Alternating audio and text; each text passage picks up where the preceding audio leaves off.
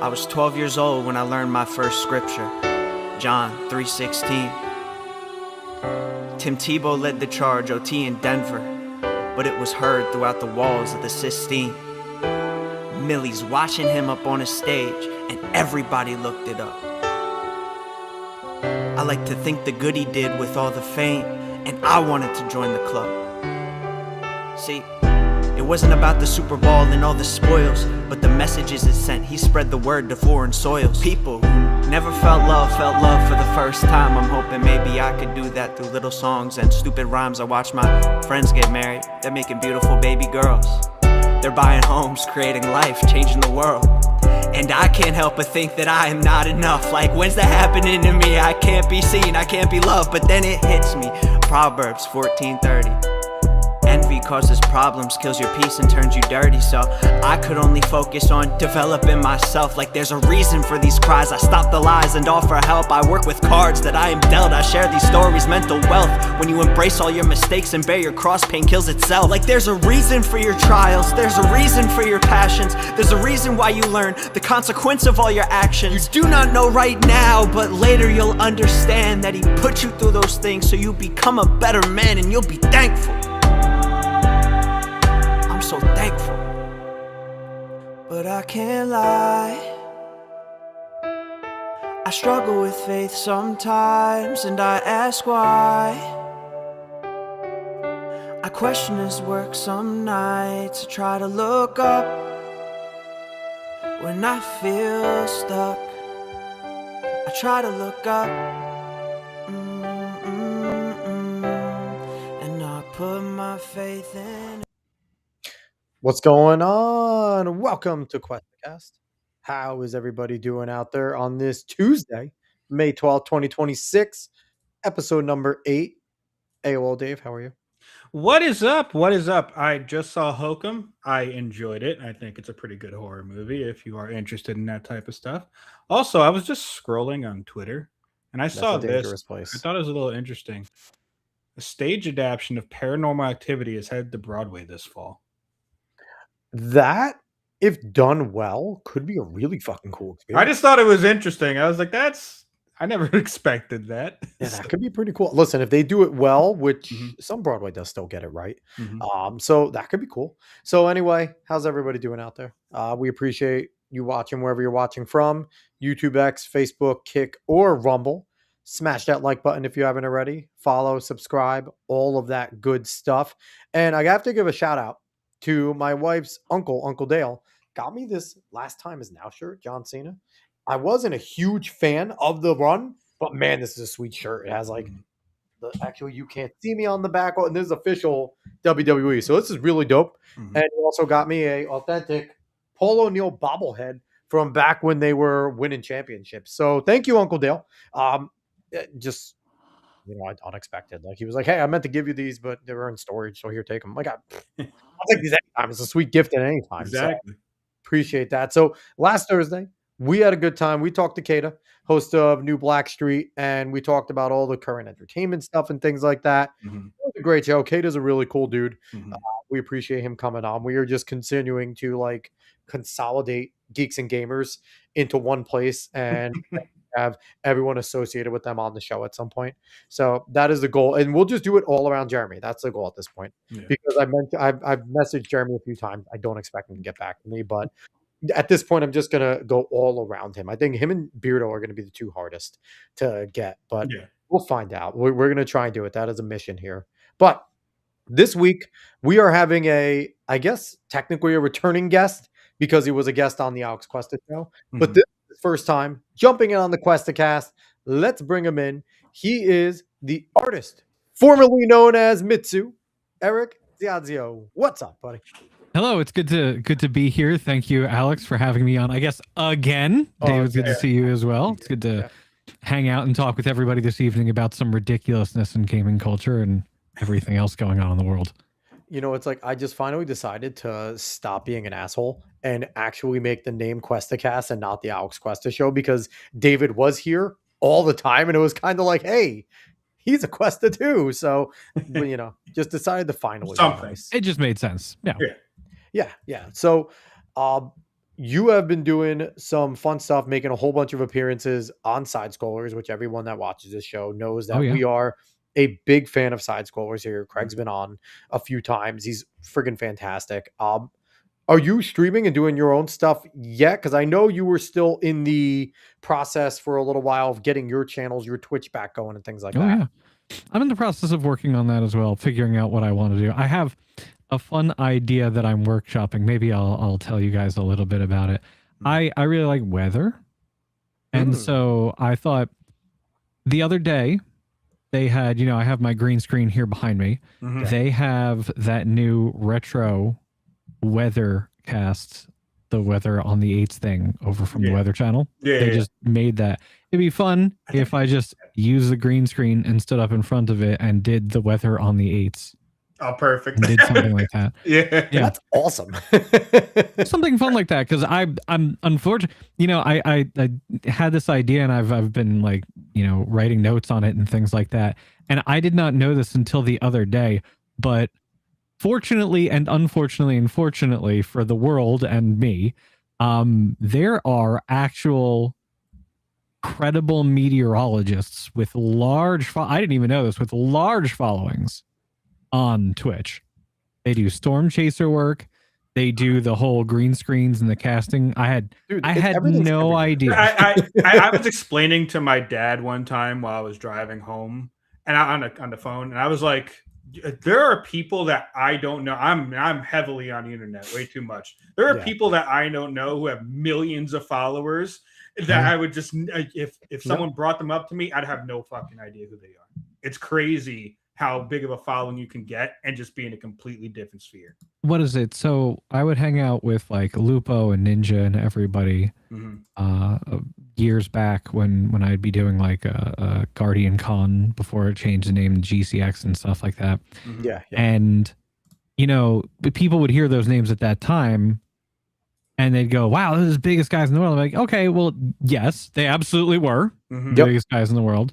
But the actual biggest by, I think, like numerical volume streamer at that point was actually like Gref G, I think, who was a Latin American streamer who was pulling like 30 million a month or something like that. So and he was like blowing Ninja out of the water, and he was blowing Lupo out of the water. And none of us knew who he was up here because we're isolated from all that stuff. But he was so big in Latin America and stuff like that. It was wild. I think he did some work with like Borderlands. That's the only reason I actually know who he is. Okay, it's almost like the Bad Bunny thing, right? Because Bad Bunny, for all intents and purposes, is the biggest singer in the world. But in our space, like we obviously have a lot of Spanish speaking Americans, and they do like him if they're a reggaeton fan. But if you're just a normal Joe, if you're in friggin' North Dakota, you're like, who the fuck is Bad Bunny? Like, but in the rest of the world, he's the most popular person, singer on the planet. So it's similar to that, where just because it's not in our space doesn't mean it doesn't exist. But I do have to say, with the current situation with the internet and with streaming and everything, how many of the massive streamers are just all bots? You have to, the chat. There is a big botting problem. Yeah. It's all about the chat. So okay. That is one of the problems, of course, with turning on the stream and producing a product. Is I want to do the fun stuff, but I also want to feel like I have a fair shake, like I did when I first started this back in 2013. And when I started back in 2013, I mean, it was a whole different ball game. It was rating was completely different because it wasn't a formalized process where you type /raid and stuff like that. I think it was more fun because it was an informal process. You would tell people to go raid this person. You'd hype up everybody and get them built up. And then you'd spam the link in the chat, and people would have to actually click the link and physically go to somebody else's. And I thought that was a much more fun process than what it is now, where it's a much more passive process. It's like, okay, I'm raiding, bye everybody. You click, and then it just flips over after a couple seconds. But the other thing too is you get the pre-rolls, and that just kills retention and viewership too from raids, which we didn't have to deal with back in the day either. Yeah. Well, it's funny because it was more real quick. It was just more organic back then too, right? Because people had to choose to click it. Where now it's just like, even if I didn't want to, I have to go now. Granted, I've discovered a few cool people from Rumble, like watching some of the Rumble people and them rating, because Job Bless Creates came on the show. He's fucking awesome after hanging out with This Is the Ray and stuff over there. But yeah, it is kind of forced. It does suck. Well, it's just funny how laziness goes into every aspect of life, or efficiency. Sometimes you can phrase it as, but laziness. Like the people don't want to switch off of either their Twitch channel or whatever that they're watching at the time. So they made it much easier to just keep it pushing. You don't have to go and click anymore, even though that extra process kind of means that someone actually at least wants to give something a shot instead of just keeping it up. You know what I'm saying?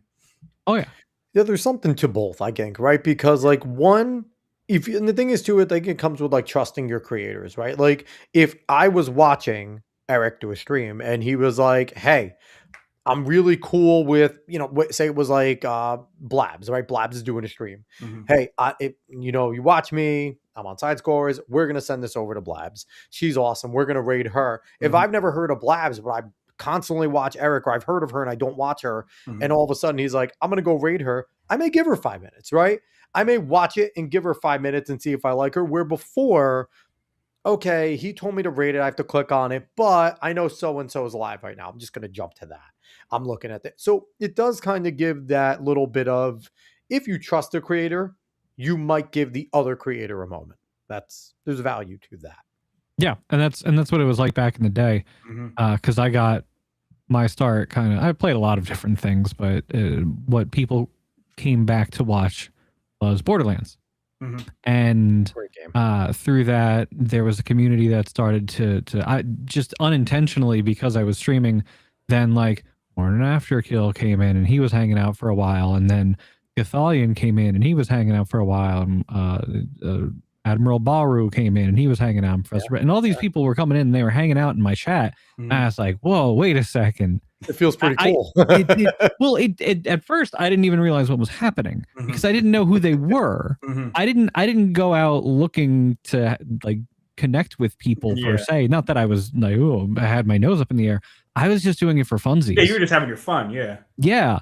And then like people would come in and Morning Afterkill would be hanging out in the chat, and people would be like, that's not the real Morning Afterkill, but that's because back in the day there was no verification badge. Nope. So and collaborations weren't as often as they are now, right? Like you didn't have as many of these shows where we're going to come and all talk, right? They happened, but it wasn't as often as it is now, where a lot of creators seek out those collaborations in a lot of ways. Yeah, I mean, but that goes back and forth because collaboration now, at least on Twitch, is a little gamified and not in a good way. The multi-stream function, people have been complaining about that for a while, and that doesn't feel like it really has helped compete with what the major issue has been, which is bots. Bots is such a problem. Yeah, it's the worst. I haven't touched Twitch in a long time. Like I haven't watched at all in a while. So like any of the recent problems, unless I see it being talked about, I'm not sure about it. Like I really know like YouTube and Kick. Like that's all I know right now. And I kind of stay in YouTube and Rumble sphere. The only reason I go to Kick is because David's like, go on the casino. And I'm like, sure. That's the only reason I go on a Kick is to throw on the casino when it's good. David will tell me to throw it on. But if anything, I'll stick on YouTube and I'll stick on Rumble. Those are the two places that I kind of go to look at my stuff. So it's like, but there is so many, right? Like you can't be a connoisseur of all of them because then you'll drive yourself fucking crazy. Like you have to kind of stay in your lane. But it's weird because you do have to diversify too. Yeah. Because there was a time when you could, I guess, siloify where you produce your content. But the contracts that people were getting were wild. I certainly got some very nice deals, some very generous deals from 2K and Gearbox to do some really fun stuff. Some really, really fun stuff. But it was not sustainable. I looked at what, Luvo was getting 7-figure deals. Ninja was getting 7-figure deals. So cool. And it was for exclusivity. Yeah. To just be on these platforms. Well, Mixer with Ninja. Yeah. Oh, my friend Goth, he I think signed a mid 6, low 7-figure deal maybe to go to I would take Mixer. fucking great, right? Like to just go play video games. And then of course Mixer had its very famous collapse. Yep. And then he had his contract bought out and went and did the remainder of it at Facebook. There you go. Because Facebook Gaming actually, Facebook Gaming out of all of them for a little while was easily the best competitor to Twitch. Because Facebook Gaming, like the UI was already well done because it was fleshed out. They had the money and they were signing some pretty good exclusives. And it was actually for a little while real easy to get on there and get onto their program. Because I knew a few people that, you know, one of my former teammates from Marist, she was just a pretty decent looking girl that always liked the game. She was cute and she started to game and do it. And pretty damn quick, she became one of the affiliates over at Facebook Gaming. So I think Facebook, if Meta didn't want to give up on it, because they kind of gave up on all their gaming stuff, they could have stayed a competitor, but Twitch is a loss leader, right? So I think they noticed that with Facebook Gaming, where we already have enough loss leaders going on, because that's kind of how all these businesses work. We don't need to add another 100 million, multi-million like loss leader coming in. Like Meta does enough. So correct. Yeah. And the Twitch truly is a loss leader. I can't recall it ever actually making a profit for as long as I've ever been affiliated with the platform. And Amazon bought them, and they still couldn't find a way to make a profit off of Twitch, which is wild to me. But it's so crazy because you can't think of closing it down though, right? Because their user base and how gigantic it is and how much creation goes on there. Yeah. Like I really feel like the main reason it's a loss leader is because the bandwidth necessary to do the free streaming and at the level that they do it, I don't think we could fathom it, right? Like that was the data centers before data centers, because, you know, running all the bandwidth and having all that is a massive finance undertaking. So it's pretty crazy, but they're never going away because their user base is gigantic. Yeah, no, they've hit critical mass, and they're just so ingrained in the cultural zeitgeist. I can wear a Twitch hoodie and walk down the street, and if it's the purple one, because I have like 2 or 3 of them, but if it's that very distinct color of purple, people will still recognize it. And I mean, it was a cultural iconic thing to have back when they first came out. If you were in the in crowd and you could get one sent to you, you were like a rock star when you would go in through like PAX or something like that. It was so well known. It was like getting a varsity jacket. It was so well known that YouTube, it was right? Like YouTube tried to copy it, and they had a red YouTube red variant, which was actually pretty cool too. And I think Mixer, I might have had one from my when my ex-wife was very ingrained with Mixer as well. There's a picture actually of her on the website where it's Ninja, her, and then Gothalion. All 3 of them like that.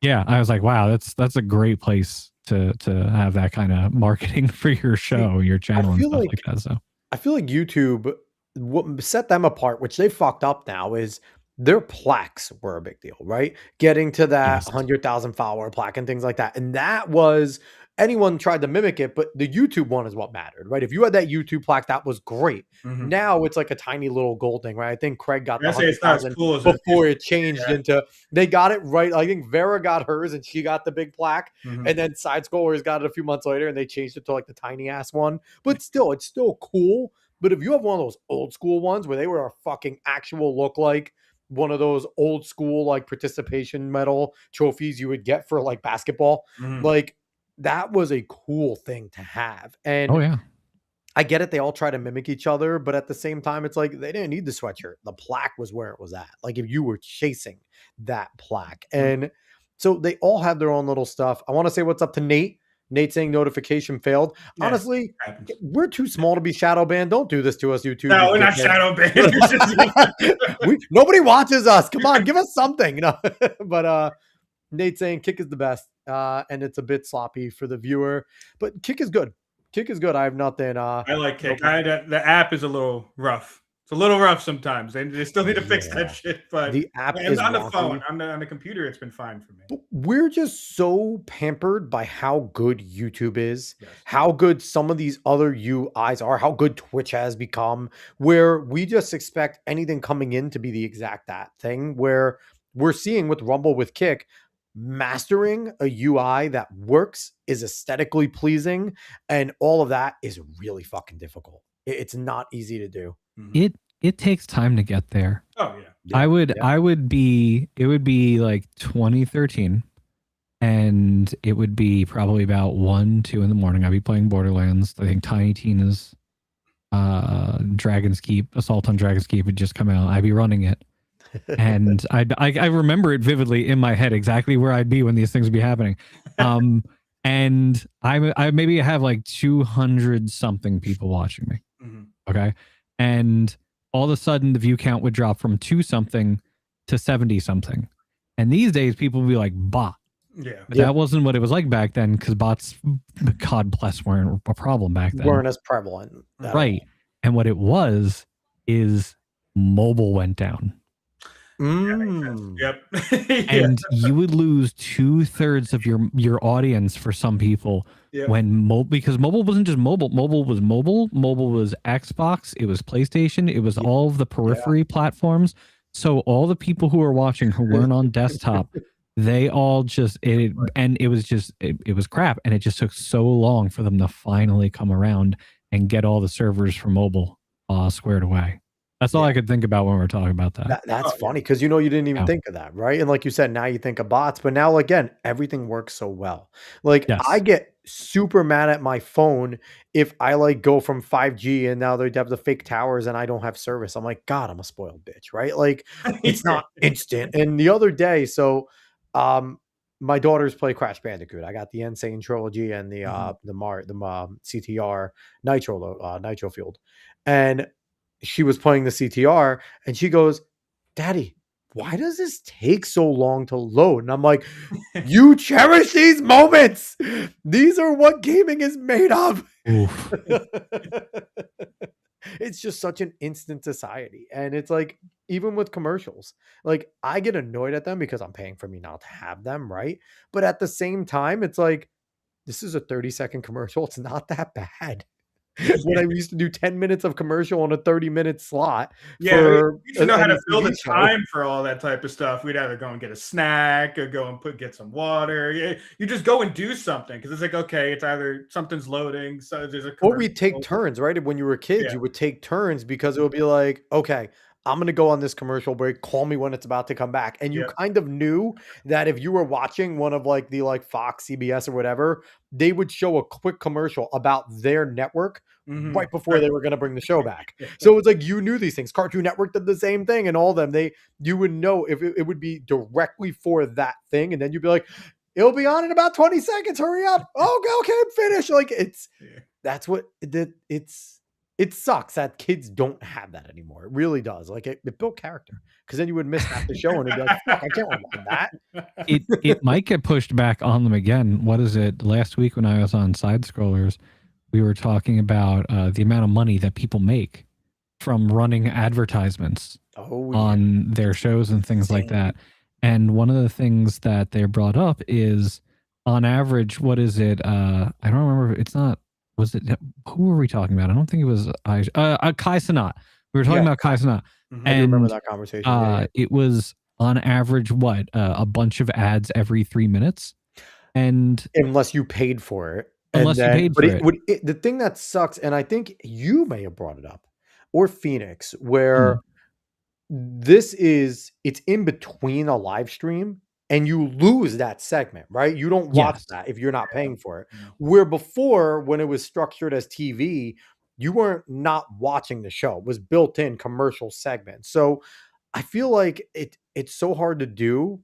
Like, it should be picture in picture. It really should. You should have like they should mute the live stream, right? Which would suck, but that goes to the bottom. You still could see the streamer. Actually, should have. It makes me think WWE. It makes me think WWE. You would tease the fuck out of people, and I think that would cause more people to buy, because they'd be like, I'm teased by the fact that I could still see the person I want to watch right there, and I can't listen to them.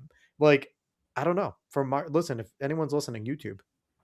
Do the picture-in-picture. Might not be that easy though. I don't know. I hear Excalibur shouting, and the action continues in picture-in-picture. Exactly. Yeah, Kai Cenat would know. Like, it would have a thing on his screen being like picture-in-picture start, and be like, and if you want to pay, if you want to not miss this segment, make sure you subscribe, and then he'd go back to doing it.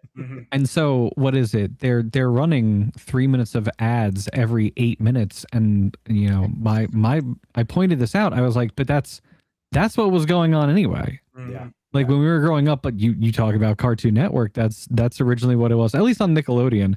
And then at some point they switched to like a 4 minutes. So you do the intro to the show, or maybe the cold open and the intro to the show, and hit a commercial, then do like 12 to 15 minutes worth of show, hit a commercial, and then the last 5 minutes in the credits for the show. Yep.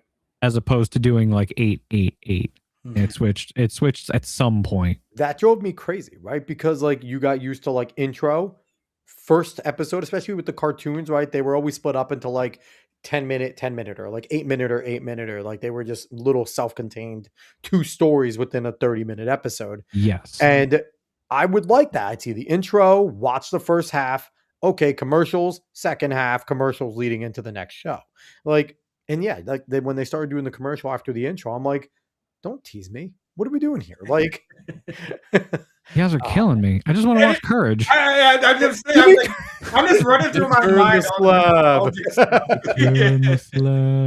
Oh, come on. I love that Tubi is bringing them all back. Did you see that? Oh my goodness, Tubi's bringing back all of like Cartoon Network stuff. And are they bringing like, they should just run like cartoon that era and that those contained. Tubi's the ad-driven streaming service, so you can go and watch like Courage with ad. Like they have Courage, a Cowardly Dog out there. They're having Johnny Bravo, Cow and Chicken. I showed my daughter's Dexter's Lab the other day. Yes. Like they have all the cartoons back on. I think Grim Adventures. It's going to be great. Is this where I do the shout out to Toonami Aftermath, who have been kind of doing this like on the underground forever, and literally in their frequently asked questions, it's like, hey, how can you guys get away with doing this? And the other says, don't worry about it. Like, let's think about it. Don't ask questions you don't want the answers to. Fair enough. Just put on C-Lab, please. I love that show. Exactly. C-Lab was the thing is, when I was a little younger, I couldn't appreciate some of those shows as well. Like as I got a little older, loved C-Lab, Super Jail. Super Jail. Super Jail was a 3 a.m. special, man. Super Jail was 3 a.m. and that was an acid trip, and it was incredible. Moral Oral was so good. Never got into Squidbillies. Venture Brothers is one of the best shows ever created. Yeah. Venture Bros is one of my favorite shows of all time. Like that was, you could have shown that at 7 o'clock. Like it didn't need to be on that late night. Yeah. Venture Bros is so good. It was such a spoof off Johnny Quest in so many ways, and it was fucking great. It was the violence that was the only problem, honestly. Yeah. Everything else would have been I can acceptable otherwise, but you can't take it out because Brock has to stab everybody in the face. Yeah, that is true. Yeah. That is true. But like, I loved home movies. People don't realize that H. John Benjamin, before he did Archer and Bob's Burgers, home movies was so good. H. John Benjamin Has a Van was fucking hilarious. Like there were the old Louis C.K. was in that show too. Yeah, not a lot of people remember that, but Louis C.K. is Brendan's dad. Yes, he is. Yes. Oh my God, that was so good. It was such a different time, and Eric Andre was massive on Cartoon Network's Adult Swim and stuff like that. He did a whole bunch of shows. Yeah, that's. Oh man, Adult Swim is so good. All right, now I'm just thinking about all that stuff. Children's Hospital. God, Children's Hospital was so fucking funny. Oh God, there's so. We can just go on a whole entire stream about friggin' old school Adult Swim. Like, yeah. 8-ounce mouse was ridiculous. 8-ounce mouse, Your Pretty Little Face is going to hell. Like, you're getting us going here. The Brood Witch. The Brood Witch was a ridiculous show. Frisky Dingo, holy shit, that lineup was so good. Brought up Frisky Dingo. He's saying Frisky Dingo is better than Archer. It depends. Archer fell off. Archer Vice was good. After that, Archer wasn't as good. The first 4 or 5 seasons of Archer were as good of TV as you're going to find. Fucking hilarious. I love the original. It was because they got a little chicken shit about things, because that was about the time that ISIS, the Islamic organization, had rose to power, and so they literally had to change the name. And what is it? The first episode, I think, of like the 6th or 7th season is them rolling the logo of ISIS away. They made it funny in a way, like to do that. They did. But I was also bummed out because I was like, don't be chicken shit. You guys don't need to do that. Come on. Instead, you could just make the joke about there being a mix-up. They should have done a whole they should have done a whole episode about how they keep on getting bombed by like the U.S. government. Like, we're not that ISIS. Well, not even that'd be so good. They're getting called by like merchants that are trying to get the terrorist ISIS. They're selling to them instead. They're like, it's not us, and they keep hanging up. I can hear it in H. John Bennett's voice. It's not us. Yeah. Oh my God, Sterling Mallory Archer. Oh, that's that another. The thing is too, it's like Archer was before its time, because if memes were really that popular, Archer was so meme worthy with all of the different characters on that show. It was God. You're getting us going here with the old. I'm not going to nerd I can bring culture. up other shows. I'll break your brain with this one. You brought up what is it, Jessica Walter, right? Because you mentioned Sterling Mallory Archer. Yeah. Mallory Archer is his mother. Mm-hmm. So Jessica Walter plays. This is man. My family has a Lifetime TV movie based around their life. Oh, yeah. Because awesome. my aunt's mother. On what it's about. Well, because Lifetime can get pretty fucked up, so hopefully it's good. It's not. Oh no. My this is a true story. Mm-hmm. People are gonna look this up after they hear about this. It's one of my. It is messed up that it's a favorite story to tell, but it's favorite because of the intrigue of it, not so much the outcomes. Well, I mean, what happened. It's a part of your lore, so it's a part you need to tell it. I actually would not be here if certain aspects of it had gone through like they were supposed to. Anyway, point is, my aunt's mother tried to hire a hitman to have my uncle assassinated. Oh shit! Now, here's the thing, was it the typical Lifetime, he cheated, so I'm going to fucking kill him type of thing? Or because that's like what a lot of them were. It's like women justifying killing their husband because he cheated or he didn't like the eggs that morning. Like there's like a few, like I'm going to start putting a little bit of arsenic every day because he complained about my eggs on Thursday. Like it's the other reason. Rich socialite. He is a blue collar guy, and this is actually true on what actually happened. Yeah. He is a blue collar guy. He I forget what it is in the movie, but he did air conditioning repair, which is actually a great job in fucking Florida. I mean, yeah, and it may look, you're an HVAC for like cars. He did it on like cars. Oh, yeah. Still, okay, but still, you're making good money doing that. It's a specialty. Yeah. Exactly, but she wanted him. The woman's name is Lee. Lee wanted him with a doctor or a lawyer and stuff like that. And she couldn't fathom my aunt, who was a nurse, being with somebody like my uncle. So she tried to drive a wedge between a bunch of them.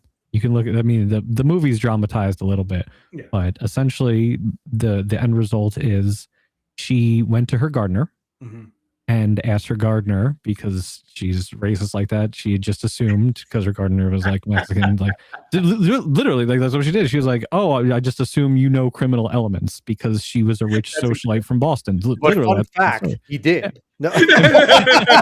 So she wasn't wrong, probably. Well, funny enough, he actually was on parole, but rather than know anybody, he literally just went to his parole officer, and so they set up a sting, and they pretended like my uncle was dead. He was temporarily in witness protection.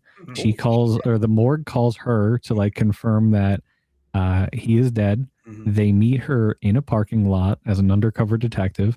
The detective gets the payment, and she goes, "Oh, hang around. I've got another couple thousand for another job." She wanted to have acid thrown in my grandmother's face. Holy shit. Yeah. Just because she didn't like my grandmother. Because my grandmother's a little Jewish woman. I hope you have the physical copy of this. I hope you have a physical. It's on YouTube, DVD. homie. Let's go. It's called Mother Knows Best. It stars Joanna Kearns. I'm not even kidding. And Jessica Walters in there as the real woman's name is Lee Goldsmith, as Lee Goldsmith's socialite friend is Jessica What I'm saying Walters. is you need to like have a physical copy of this, because one day if it's only on digital, these are the type of things that eventually go away. You need to like burn it and get it and just save it, because that is such a cool fucking thing to have. I might have it on VHS actually, because I think my dad might have recorded it. Oh, incredible. Man. Yeah, there it is. There you go. Maybe, Dave, one day we will do a react stream. We will watch this. We will EFAP this fucking movie. let's do a 5-hour EFAP on Mitsu's history over here. It's some fun deep lore. And you should join us. We should all do an EFAP on it, and maybe you can sit there and talk us through everything that happened. I will make you relive I'll make your whole family relive trauma. Whatever. Come on, Cuestacast. Get fucked up. The best part is if this had been successful and that uncle had been killed, my uncle and aunt, their son is babysitter. The babysitter's best friend is my biological mother.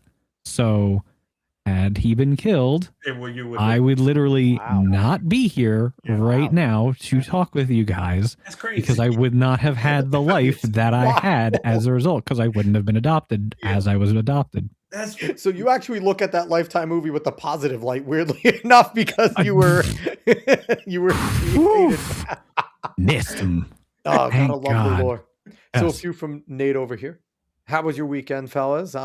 Me too. Do you know what the oranges are for? What are the oranges for? I'm still confused about that. Dave, I know what the pineapples are for, unfortunately. What? Alex? Did you grab those shirts, Dave? Oh, yeah, I grabbed those shirts. Oh, fuck yeah, I grabbed those shirts. Craig really needs to make orange wearing oranges. I will actually buy his oranges. So do you not know any of that lore? No. Oh, okay. Have you not been keeping up with what's been going on with Jeremy Hambley and the quartering and everything? Oh God, no. There's some e-drama that I know about, and there's some e-drama that I don't know about. With the quartering, I remember him. I think he had a different name way back when we're talking with the Magic about like the Gathering stuff, something like that. Yeah, and also back in like the Gamergate days and things like that. They were going back like 10, 12 years at this point now.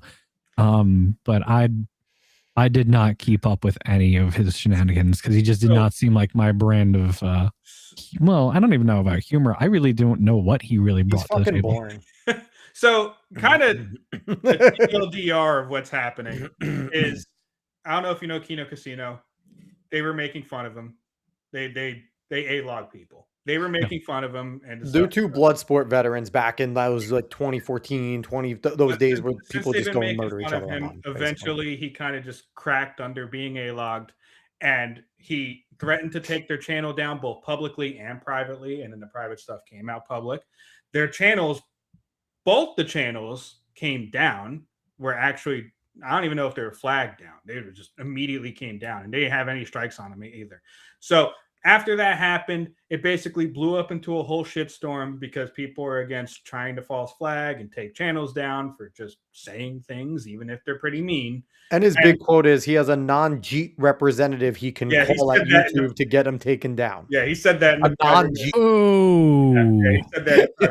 Okay. Which honestly, pretty fucking hilarious. I'm not gonna lie. It might be the funniest part. Yes, but I could like there are many documentaries and many things. I think Mikey No More is like a little 30-minute hit called, I think, Jeremy Hambley's Bullpocalypse. I think that covers the We'll be jumping on the show within the near future, by the way. Mikey No More is coming on, so we're excited that covers it pretty well, because unless you want the full quartering history, June the King is a 3-hour thing for it.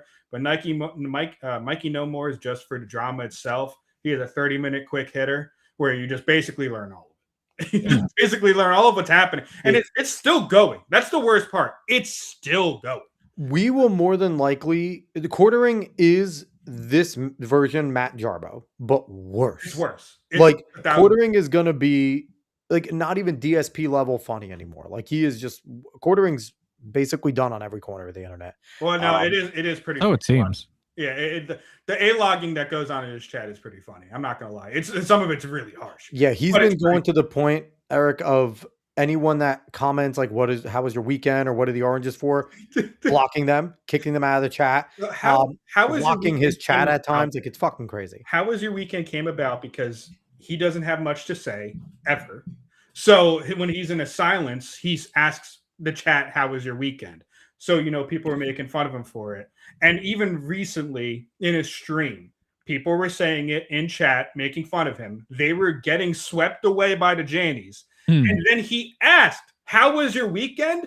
People responded, and then they got banned. Oh my god! Yeah, someone was like, "I legitimately just responded to you. Why are you banning me?" Oh my god! And now Nate makes a lot more sense when he asked earlier, "How was your weekend, fellas?" Exactly. And this is all of what we're saying is a TLDR, dude. Like it's way too much going on. It's so stupid, but it's pretty damn funny. It would just be fun if you really just want to sit there, and if you're up late and you're just like, you know what, I'm gonna be up for another 2-3 hours. I can't go to sleep. Watch a little bit of lore. It is some of it's hilarious, but thing is, I feel like with you right now, since you're not like fully back jumping into the content creator space, this is a little peripheral for you. Like for all the people that are still creating content, like we do it weekly every once in a while, like it matters because this is, it's an unwritten rule. You might fucking hate someone, but you don't try to take their channel down. Like you rip them, you can make fun of them, and you don't hurt their livelihood. Like we all agree this is what we're doing in work, and some of us, but you don't hurt their livelihood. That's all it is. And he just broke the golden rule, and he has very few allies, a la basically Melanie Mac. And that's about it. Everyone else is kind of like, fuck you broke the rule. You're gonna get ostracized. So let's get to a few comments here because we got a few stuff. I appreciate everyone. Nate G coming in saying, once you learn to ignore non-network commercials, made commercial breaks easier. Network commercials bookend the break. Shout out TV productions class. Yes. Nate G also saying, suppressing fire. Fucking suppressing fire. Adam Pizza coming in. What's up, Adam? Saying we need some 2016 level lore. Hey, we're giving you all the nostalgia today, okay? Like we're giving you the early 2010s lore going on. Adam Pizza saying, I missed the quartering drama. I hope David's little synopsis gave you a million videos to catch up on it too, man. I didn't go down a rabbit hole. Adam also saying, wasn't the quartering trashing H3 for having a hotline YouTube? He was trashing Jarbo about the way he handled fucking flagging and getting caught, and he's doing worse. Yeah. Nate saying Chrissy will suck him into the Dabbleverse. Possibly. I mean, Chrissy. We don't even have to go into that. I like Chrissy. Listen, bottom line, I like Chrissy Mayer. I do. I've liked her for a long time. She has completely fucked up here. She's trying to protect the money. I get it. Coffee Brand Coffee sponsors her. But man, there's ways of going about things. And she just did it wrong and obviously didn't fucking listen to anybody that was trying to tell her this is how you should handle it if you aren't going to address it head on. Like it's I like Chrissy, and I did. I think Chrissy, people are trashing her saying she wasn't that funny, but Chrissy's funny as shit, okay? Chrissy's a good comedian. She's fucked up. She needs to take her lumps a little. She can come back. Chrissy can come back from this. She's got to take her lumps a little bit. And hopefully be willing to do that. Yeah. Because it's coming whether you want to or not. Adam Pizza saying, I used to watch Bo Black's for YouTube drama, but he got too lib.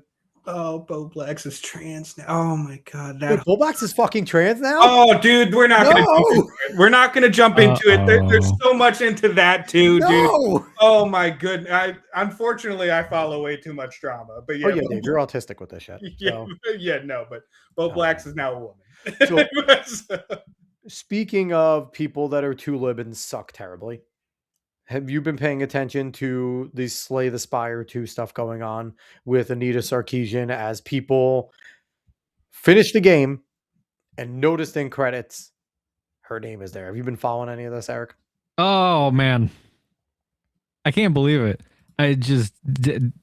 How did it take this long for people to find out that there was some involvement? You know, I'll say this much. It does, whatever involvement she had, it wasn't enough to make the game less of a game. Yeah. Because there are games out there and there are companies out there, Bungie, where they have had involvement by her or folks that are in her circle, Bungie, that have unfortunately struggled as a result of their decisions to work with her, Bungie, on these kinds of situations, Bungie. So that's also what makes this. I can do it too, Jericho. So here's the question that it goes apt with my shirt. There we go. So should the dev team and should Slay the Spire pay a price for working with her? Game good or not? If we are trying to get these people, get Anita Sarkeesian, fucking Felicia Day, Kay's favorite person in the world, Brianna Wu, if we're really trying to ostracize the people that really made a shitstorm during fucking Gamergate and just keep on coming back and getting into these things, should we, hurt a good game to teach them a lesson, or should we just play the game and kind of be like just on notice? It's for me, it's a meritocracy, and either way that you can view it, there is a meritocratic argument to say. I'm gonna go with it. I'm gonna run with this one and hope that it's a word. To say that either way works. Like, it's a great game, so you should support it. But it has elements that you do not support because it had people that you don't support who worked on it, and that is still on its merits a good enough argument to say I don't want to get involved with it. It's like Blizzard. It was enough for me with everything that happened with Blitzchung and Hong Kong for me to put down Blizzard games. Is that and the fact that MMOs are so goddamn addicting. They really are so good. They really are. I love WoW. I love EverQuest. I'm sorry. StarCraft is better than WoW. I love real-time strategy games, but that's just me loving Command and Conquer. I have never gotten into MMOs. I don't know why. Dave, you would never do anything else. Like, I'm telling you right now, you would like it so much. Here's the problem, though. Thing is, like, I've never gotten into EVE Online because I heard EVE is incredible, and you'll just end your life. You're like, people, because seriously, the thing is, like, Dave, I don't know if you know about how in-depth EVE is. People will go to work, hate their job, go on EVE, go on a ship, and be a fucking mundane janitor, and take that more seriously than their $250,000 job. When I tell you, Dave, go look up some of the like biggest money involved things of all time. There was like one federation in EVE that was going against another, did a like 5-year sting of infiltrating that group and basically stole all their fucking money. And this is real money people put into EVE Online. Like, it's not funny money. Like, and they are, this is insane level shit that go into it's. They are way too addicting. Hence why after I truly enjoyed StarCraft, I was like, I can't do this. Like, it's bad. So that got so bad. I remember that whole situation with EVE Online. It was a long build up, and then I think there was a huge battle, and it culminated in ships worth tens of thousands of dollars. And it was the two biggest factions in the game, and I think one was like the number 2 of the losing faction betrayed their faction and went to the other ones. It was something like that, yeah. It was espionage, and they were like infiltrating. It was, but they take this shit so much more serious in their fucking life. And then when I tell you, Dave, some people are quite literally like carpenters in the game.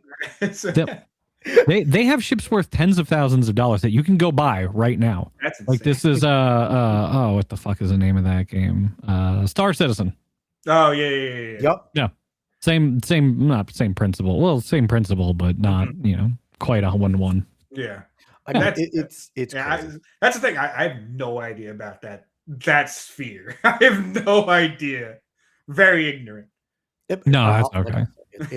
It's you, and I know, like, Dave, if you start to like something, like, you would never go to work. You might, if you're gonna play that game, you might as well just stream it, because you would just be on. Just stay unemployed. just stream it and make money that way. So Nachi's saying 100, we should be obliged to ignore terrorist games. So here's where I it's weird, right? Because I've always been a person, though, that can separate the opinions of the person and still enjoy their art if it's good, right? Like, I think Rage Against the Machine's a bunch of retards, but I love Rage Against the Machine, right? Like they're fantastic. But I think the main difference is Rage Against the Machine makes good music, but they have a shitty message, but it's great music. Anita Sarkeesian and these people were doing shitty fucking things in the games, making the games worse while also being shitheads. So, Yes. I mean, I guess what we all know about the left is they do this type of stuff, right? They'll play ball for a little just to get back in the circle because they always have the plan to come back. These people don't fucking give up. So it's like I'm on the borderline of should we say fuck this game and make them pay? Or do we ignore it? Like it's just such a weird place to be. I think it really comes down to where your line is. Yeah. Because like I said, for me, I haven't picked up a Blizzard product in forever. Mm-hmm. Right. And it's not just because, MMOs are addicting. It's both. It's China and everything that happened with that. Yeah. And that sucks because Diablo 4, I was happy that I didn't touch it because it looked like a train wreck mess. Apparently the expansion looks like it's much better, but that was also Diablo 3 as well. Mm-hmm. Diablo 3 was not good at all. And then, I can't remember the name of the Talk about how expansion. good these Diablo expansions are always though. Cause like I remember playing I think it was Diablo 2 and God, the Hellfire expansion for Diablo 2 was just so good. Like Diablo 2 was a great game.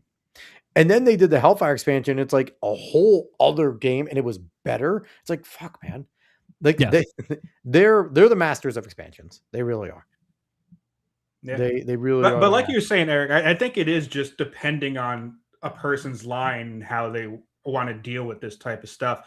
Because like, I don't hate anyone that's going to play Slay the Spire 2. I have the first one. It's fantastic. I love it. Yeah. I play it whenever I actually pick it up. That's the type of game that I play for way too long.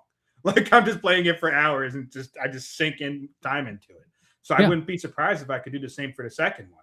But I mean, I held off because I was like, why would I need it? Because I have the first game. But also with Anita in it, I'm like, yet again, I have the first game. Do I need the second game? Like I have my deck building, I have all of that, and I could probably find other things. And just because to me, it's just like, she kind of came into, I kind of picture it as like a village. There's things that work in the village. She came in and deliberately tried to wrong the village. She deliberately tried to hurt all the infrastructure in the village. Like she's fucking it all up and ruining it. So it just makes sense we're going to just push this person away unless they're like completely done with doing that shit. Like I don't want to have any involvement with this person because they're taking out all the foundations. Like they're destroying everything around the village. Why would I want them around? So, but I understand if people are like, well, no, I really like the game. There isn't anything heavy or even inclined towards what she normally spews. So I want to play it. And I understand that. I'm not mad at anyone that does that. No, fuck them. But all I have to say at the end is, Kabrutus, where the fuck were you? Where were you, Kabrutus, on this?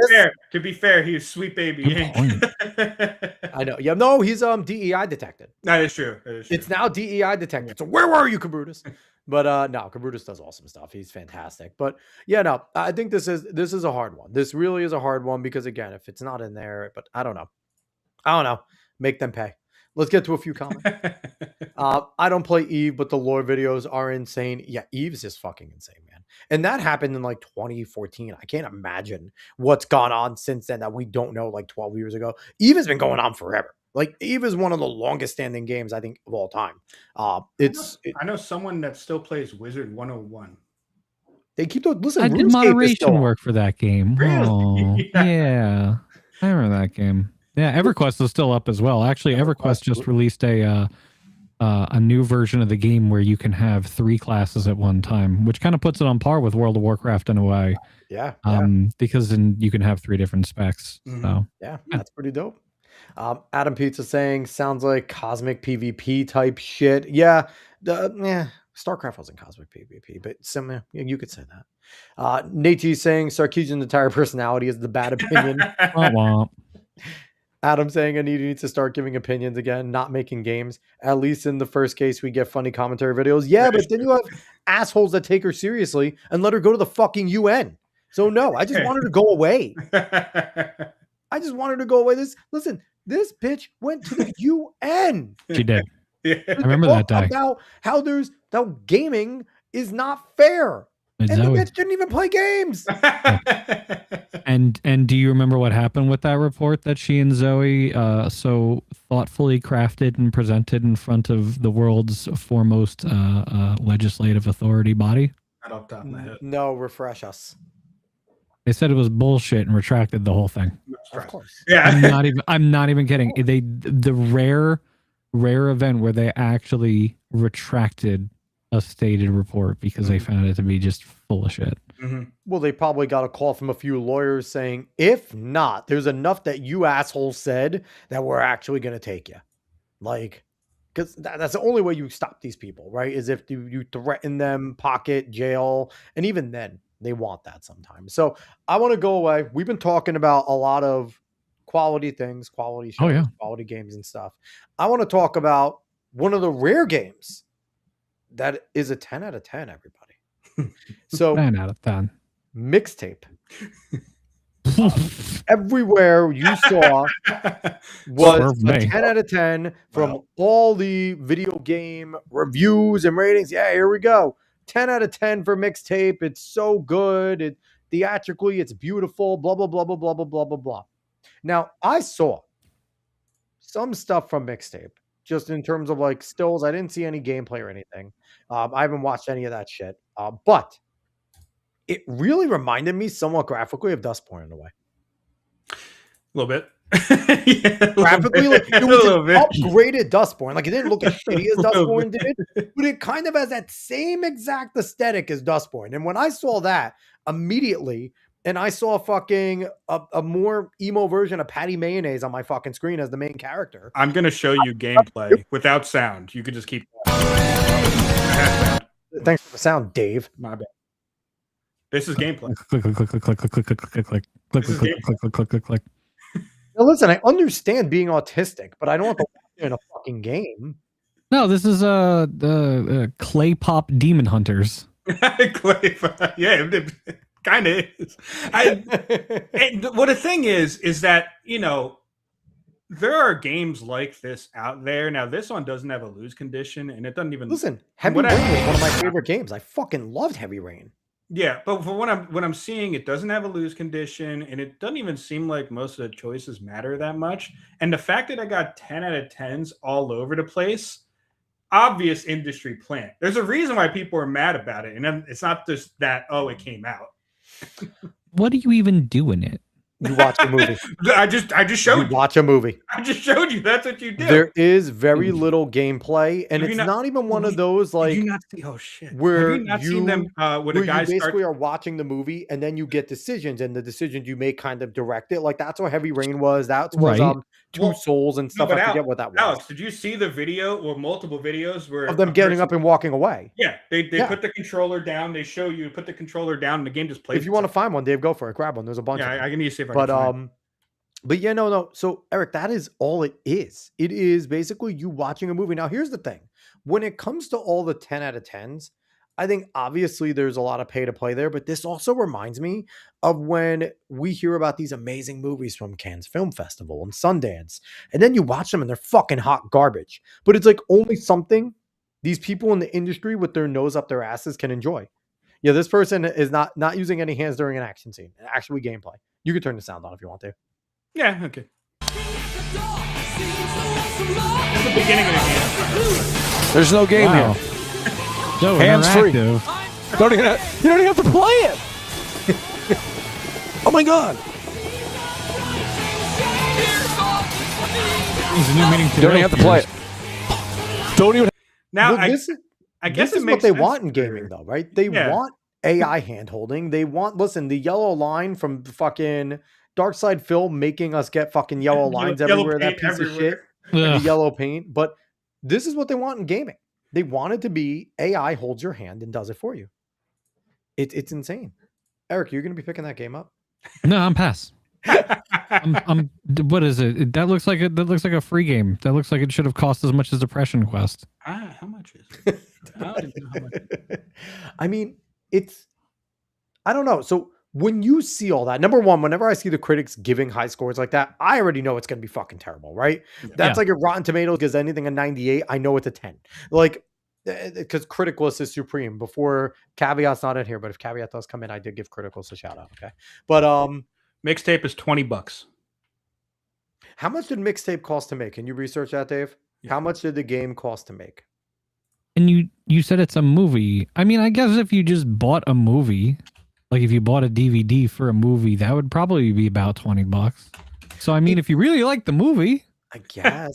But it's supposed to be like basically the best way to describe it. It was basically like an artsy movie kind of, but choice-ish making type of game where in moments like you actually like the whole purpose is she's making mixtapes. That's part of like the plot of the thing. She makes mixtapes. So there are times where you have to go and interact and twist the tape to like tighten it up. But the problem is they do it the wrong way. Like we've all like, I don't know, Eric, I think, are we similar age? I'm 30. oh yeah. So Yeah. So I remember doing that with the cassette tapes, right? You're having to wind them back, even the VHS and shit like that. In the game, every time you do the action, and you could do it with a pencil or a pen or whatever, it's the wrong way. They couldn't even get that mechanic right. Oh, Really I'd be really sad about that too. And Wait, isn't Ellen Page? I refuse to say her name as a dude. Isn't Ellen Page the main character in Mixtape? kind of looks like it, honestly. But the budget has not been released. The development cost has not been released. Speculation 1.5 mil, but it's between 10K and 2 mil. So it's a big range. But 10,000 Between 10K and 2. Yeah, wow. Just say I don't know. Don't even give exactly. the range. Yeah, like, why would you give that range? that's why I threw the 1.5 out. Oh my god. But so, all right. So, I mean, it's not that expensive to make a game in terms of like gaming prices nowadays. So, but they're not going to make any of their money back. They're not like the only people that are going to play this game are streamers. Was it Larry Ellison's daughter, right? Yeah, she was the one that did it. The owner of Oracle's daughter. Yeah. So like she's not hurting for money. She can put money into whatever she wants. So 10 out of 10 game there, Eric. 10 out of 10. Oh, yeah, no. It's gonna sell like hotcakes. Oh, yeah. I know Melee Games played it. I know James and Kay played it because they watched a movie for 2 fucking hours. I have to go back and watch that stream because I could see them both losing their goddamn minds. James being like, I want to play the game. You watched the guild 3 times over, so it's true. That's brutal. Absolutely. It's rough. Oh my god. So moving on from that, since that game isn't good, let's go on to other things that aren't good. AAA. Not the service. AAA service is still great. Yeah. AAA games. Well, the last time we had you on, you had the foreseeable future of AAA dying, like it did at one point in the past. Do you do you think it's still going to happen? 2, how soon if you do? Well, I've said it for years. Yes. I've said it for years and years and years that AAA is too bloated, too top heavy. It's just not feasible at this point to continue to make games with larger and larger and larger budgets with the quality having some sort of standoff point. It's like movies. Movies are having the exact same issue. Yep. You know, and then AI comes along and can do it on par for 1/50th of the cost. It's too much. Do you think the layoffs that we've seen over the past 3 years are going to help a little keep that, along with AI, in terms of keeping AAA around a little bit longer, just because they've trimmed a lot of the fat, a lot of the $100,000 diploma, one mechanic type of, developer type of thing. They've gotten rid of, Craig documented it all on Side Scrollers every time it went on. What did they get rid of, like 14,000 people in 1 year a few years ago? It was a lot. And my friend was personally affected. He worked for Epic Games and he was laid off. There you go. Yeah. It sounds harsh because I have to be that guy, but I'd rather speak honestly. But these things, while they suck because people want job security, of course, and need a roof over their heads, it can be a good thing, because now you can go out into the world and you can really take whatever resources you have and hopefully find some like-minded people who share a vision with you, or maybe you could do it yourself and build something new. And if Claire Obscura didn't give every single person that got laid off fucking motivation, I don't know what is. 12 French guys. The French actually did something good in modern history. We have not. That is the best thing the French has done since the fucking 7 Years' War. Like, it's insane. But it's like, if they haven't given that motivation, then maybe game development wasn't what you're cut out for. Well, and so when I said that AAA was dying, I think a lot of people were really mad at me because I've been saying it for so long, and people in the industry, like, I'm sure tacitly they probably got really mad at me too because I'd be saying it, and it wasn't because I wanted to see them lose their jobs. No, it's because I saw the storylines got way too far to the left. Oh, yeah. I saw them trying to pander to audiences on too big. I lived it because I was part of the Borderlands and Tiny Tina's Wonderlands marketing cycles. And I was like, you're going too broad. You're not making a product that focuses on what people who really love Borderlands at that top 1 to 10% are loving Borderlands for. I go, oh no, Mitsu, you don't. I'm like, okay, reap what you sow, right? Okay, watch your back. And so about 6 months to about a year into Borderlands 3's life cycle, they did this something called dedicated loot drops. And all the Borderlands people are going to go crazy. Dedicated loot drops are something that kept people engaged in Borderlands 2 because they were, let's say you wanted a particular gun. You go play and you'd go find this named mob in Borderlands 2, and you go kill them, and you'd keep going, and you'd get the gun, and maybe you wouldn't get the gun. You get the gun. Then you'd try for a specific loadout for that gun, specific statistics for that gun. Cool. That's what you would expect out of what is basically D&D, but with guns in a wasteland. That's what you want. Yeah. Borderlands 3 rolls around and they were like, we're not going to do that. We're going to make it just a random drop for some of them, not all the ones we're going to put in the game, some of them to drop from any source at all. So we're going to take away the special uniqueness of it. And we're also going to make it statistically ridiculously annoying to try and farm for these things. And we had to fight them tooth and claw for them to eventually pull back on these changes and bring it back more in line with Borderlands 2. I have no idea what happened with Borderlands 4 because I just checked out after how ridiculous everything had become after Wonderlands. But maybe they stuck with the changes, maybe they didn't. But this is what I mean when I'm talking about AAA going by the wayside. They tried to go to appeal to too large of a market. And if you focus on that top 10%, those people who are also in tune with that top 10% will get the rest of the 90% engaged in the product for you. That's what happened with World of Warcraft. 100%. World of Warcraft was a very niche product back in the day. Absolutely. And well, because StarCraft existed, right? So people didn't feel the need to go over and play another similar style game, but just not in space. And a few people did it, and it became more word of mouth. And then a lot of those StarCraft players were like, "Oh, let's go play that," and then it just fucking expanded. Oh yeah, into a behemoth. And the thing is too, it's like you're right where they just went way too far left. Because I think we're all conservatives here. We grew up on the right. We always expected a little bit of leftism in our art because a lot of artists were leftists, but they always did it in a very, either a more subtle way or it was at least done well. If you're going to make fun of my philosophy, at least do it well, right? And I didn't care about that. I did not care as long as it was done properly, but they just decided to just they didn't make the game and add the message or the movie and add the message. They made a message that they wanted to send and then tried to make everything around it. And that is what has become the major issue. It's like, okay, in this game, we want to talk about LGBTQ rights. And now let's make a game around that. And it's like, no, make a good game and then maybe add those elements in it while not taking away from the broader game. And I think I was raised to just accept that as a person, but then you just started to notice it. It's like, no, fuck you now. Well, I also wonder if just talent has kind of dropped off in a lot of ways, and mainly in the people, a lot of people either writing for movies or making some of their, or even writing for the games or making some of these games, like they're just not as good as they used to be, or maybe they're not pushed to. I think the bloat has a problem with it. I think Eric might talk about this because when you're hiring, okay, it used to be, okay, we have a team of 50 and we got to get this done. And you're crunching, right?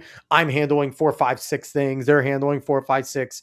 Where then these teams came to teams of like 500. And now I'm handling one mechanic in one level, period. So it's like, I didn't have to use my talent. I didn't have to stretch my brain. I didn't have to try and figure out problems or collaborate with each other. It was, okay, here's your job. Go do it. And I think it's just people were not even in every space now.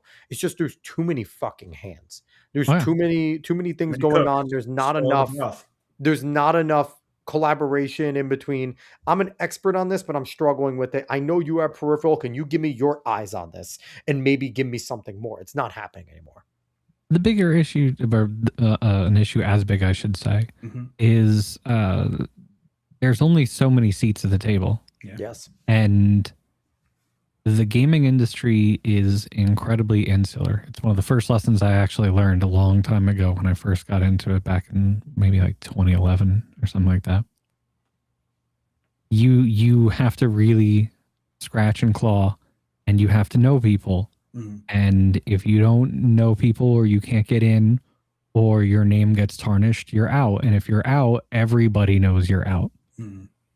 And so it's very, very difficult to find your place in the industry. And once you have it, you gotta grab and hold on tight and never let go. It's tough. And I feel like that's why a lot of people then begin, because once you find out that secret, right, we see a lot of people sell their souls just to stay involved in any of these creative spaces. I feel like all the creative spaces are exactly like that. And we see it in our own space in content creation, right? Audience capture is kind of that exact thing, right? Where, okay, I did something that worked. I'm used to getting 100 views. I just got 4,000 views. What did I do? I'm going to do that again, or I got to go even bigger now. And it's like, you get that little bit. My name is now known. I don't want to let that go. And I think it's a very similar thing too, because if you're aware and it's like, okay, I'm in this on the right leaning space, right? In gaming and everything. And all of a sudden now Craig invites me on a show. Cool. That's awesome. Oh, now G&G invites me on. Oh, now Friday Night Tights. How do I keep on getting, now I'm doing shows with Critical Drinker. And it's like, there's a lot of people I think that become inauthentic. Even though they came in with better intentions, just to continue to stay relevant, they become inauthentic. Well, it's funny. I think it actually kind of fits really well with IRL streamers and how they always have to keep pushing harder and harder and becoming more of a public nuisance in order to get more and more people watching, keeping their name in the streaming space and getting people to give them money. And IRL streamers are some of the worst when it becomes like just annoying everyone around. Which is why I give credit to iShowSpeed and Kaisenet, right? Because they have figured out a way to do it without being completely fucking annoying.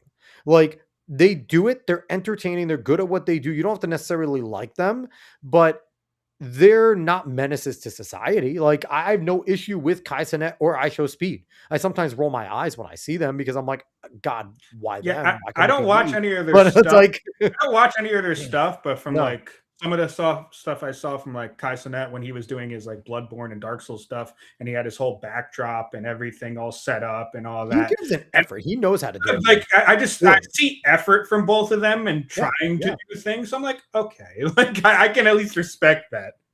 I can see why it's entertaining. 100%. Oh, yeah. As opposed to Johnny Somali, who is enjoying his time being incarcerated. Oh, I was so happy. I was so happy to see that happen. God, and I was happy that Cogman Lee was there to revel in it all, and that there was a bunch of other creators in the courtroom happily watching him fucking go away. Like, God, he sucks. So I don't know if you remember Brittany Glynner. I know the name. Remember that whole thing? She was the NBA or WNBA player. Brittany Griner. Brittany Griner, the Russia thing. She went to Russia, and she had like a marijuana cart vape. And a lot of people came to me. I was thinking Johnny Somali. A lot of people came to me, and they were like, "Oh, this is Russia doing Russia things." And I do not like Russia. My father was a little Polish dude, and my mother was Ukrainian Jewish. So I am You guys really predisposed don't like to Russia. hate the Soviet Union. I hate the Soviet Union. Of course. Nobody hates communism more than me in this world. Hate communism in all its forms. So, what is it? Man, where was I going with this? Fuck, I have Brittany Griner Griner and her. You're right. Right. So I. People were like, "Oh, she didn't do that. That was Russia doing Russia things." And 99 times out of 100, I would, throw Russia under the bus. But I'm not going to say who. But I went, I was part of the Borderlands movie. I went to Budapest for a couple weeks to film it, and somebody on the trip snuck in some cartridges, and I was like, "This is not the United States of America." No, you cannot do that here.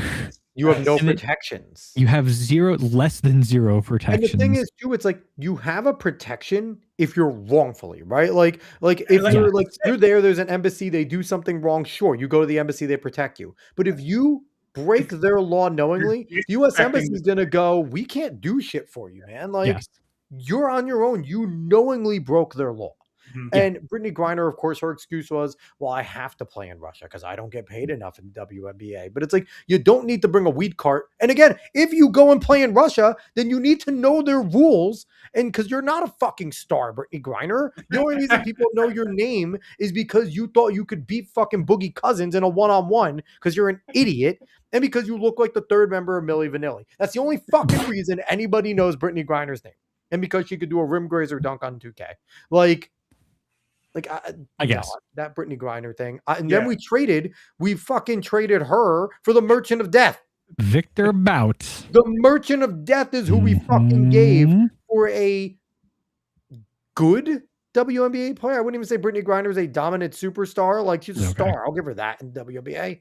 But, I mean, Well, but that's the thing, right? Is like with her, with Johnny Somali, with Vitali over in the Philippines. It's people that are disrespectful to borders and what people are actually, what they're going to has decided, right? They're not in the United States anymore. But they're still acting like they have all the protections that the United States grants them. Yeah. It's like, no, you're in a different area now, bud. Like, you got to listen to what they want. Otherwise, you're fucked. And I'm sorry, if that was LeBron in Russia, okay, LeBron can kind of do whatever the fuck he wants. He's an international superstar. He'd still get in trouble, but people would sit there and even the Russians would go, okay, we're not going to fucking arrest and put LeBron James in jail. Like, we're just going to get mad at him, and that's about it. Nobody knows who the fuck Brittany Griner is. Yeah. Nobody really knows who Vitali is. Nobody really knows who Johnny Somali is. Like, we do in our space, but they have no true international acclaim. They're not anyone important. Well, they're internationally infamous. Now they're Side Scrollers yesterday was talking, I don't know the creator, but there's a creator that just goes up to random black people and just starts calling them the N-bomb. Chud the Builder. Chud is... God. And it's like, what a piece of shit, right? Like just to go up to like unassuming black people just minding their business and just trying to coax them. You're antagonizing them. They antagonize them. Like, here's the thing. I am a big proponent of, you should never use violence over a word, right? But if you're gonna come to me and I'm a black person and you're just gonna start throwing out N-bombs with the hard R, and just for no reason, right? Just because I exist, you should be able to hit them. Like, I am fine with that, okay? That would be like if someone came to me and was just like making fun of the fact that I'm Spanish consistently. Yeah, I never don't met really you care before. about that. I would just laugh at them if they do that, to be quite honest with you. But it's just if you're doing that, you're going on camera and you're just being a nuisance. You're the antagonizer, dude. You're the one that no one should like. You're the one that's just annoying as fuck. And look, is some of the shit that some of the IRL streamers do funny sometimes? Yes. But that doesn't make them any less of a fucking nuisance. I think when you stop being funny, they should put you in a special wing of jail where it's only convicted like gang rapists, and that's your punishment. Because they're the worst people on the planet. I hate them. They're like they're not the worst. There are some 24/7 streaming because you want to IRL stream so fucking much. Put them in super jail. Yeah, put them in super jail. put them on acid and make them watch Super Jail. Their brain might fucking explode. But so Nate G coming in saying, that has shifted. Look at the roast. Pete Davidson and Chelsea Handler were dog shit. Tony once again signed. I'm not going to lie. Pete Davidson was fucking. People are mad about the Charlie Kirk joke that Pete Davidson said to Tony Hinchcliffe. It was funny, man. Okay. Like, if you, here's the thing. There's a way to joke about travesties, right? And a comedian being a comedian, Pete Davidson, like him or not, is a legitimate comedian. I tend to find them funny sometimes. Like, and I'm okay with Pete Davidson going in at a roast. And here's the thing. He made an edgy joke to Tony Hinchcliffe. Okay. Like, and that Tony Hinchcliffe is someone that would cross that line as well. I had no issue with it. I thought it was funny. I actually laughed. And again, I'm someone that Charlie Kirk legitimately affected me emotionally. And I usually don't give a fuck about celebrities or people I don't know. I did a stream and Kay came on here and we did a whole entire 2-hour vent session about it. Like, it was bad, but you can make jokes. And the thing is, people will decide if they're funny or not. And then you won't tell that joke again. But I mean, Tony Hinchcliffe is hilarious. He's great. But I mean, Chelsea Handler, the only thing I ever liked about Chelsea Handler is when she did her topless thing for Vladimir Putin, because at that time her boobs were decent. Like, that's about it. When she was imitating Vladimir Putin. That's about it. She regrets that one now. No, because she's a fucking commie, so she doesn't care. She's actually rooting for them. So he's ex-KGB, of course he is.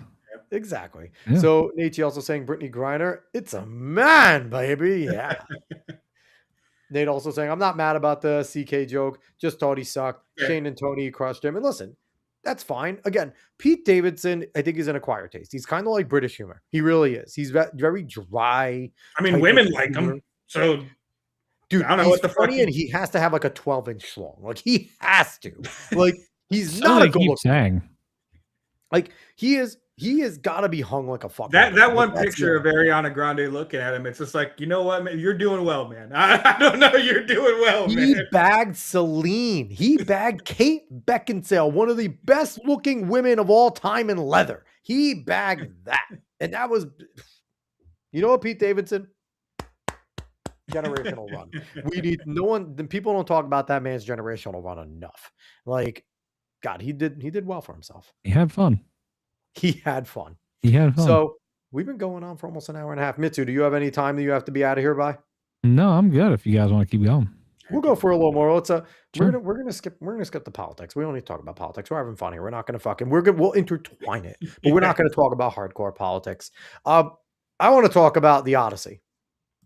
Oh boy, have you seen the trailer? I've seen the trailer. I've heard bits and pieces about some of the rumored casting.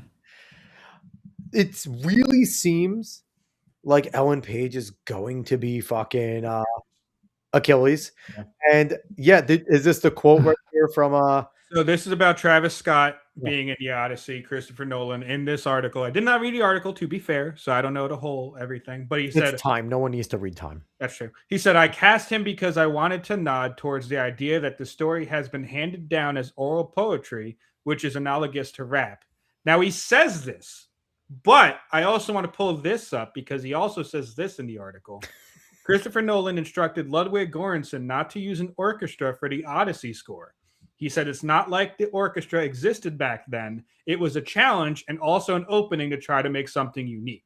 And I also want to add that he had a quote earlier before starting to make the movie that he said this movie was so difficult to make, but then he realized that there actually were no gods back then and it made it easier. Like, Christopher Nolan has been sniffing fucking salt. Like, this is like a ray gun thing. Is he intentionally trying to tank this movie? It's just so weird. I forgot that ray gun existed. Oh my God. These two quotes are completely contradictory.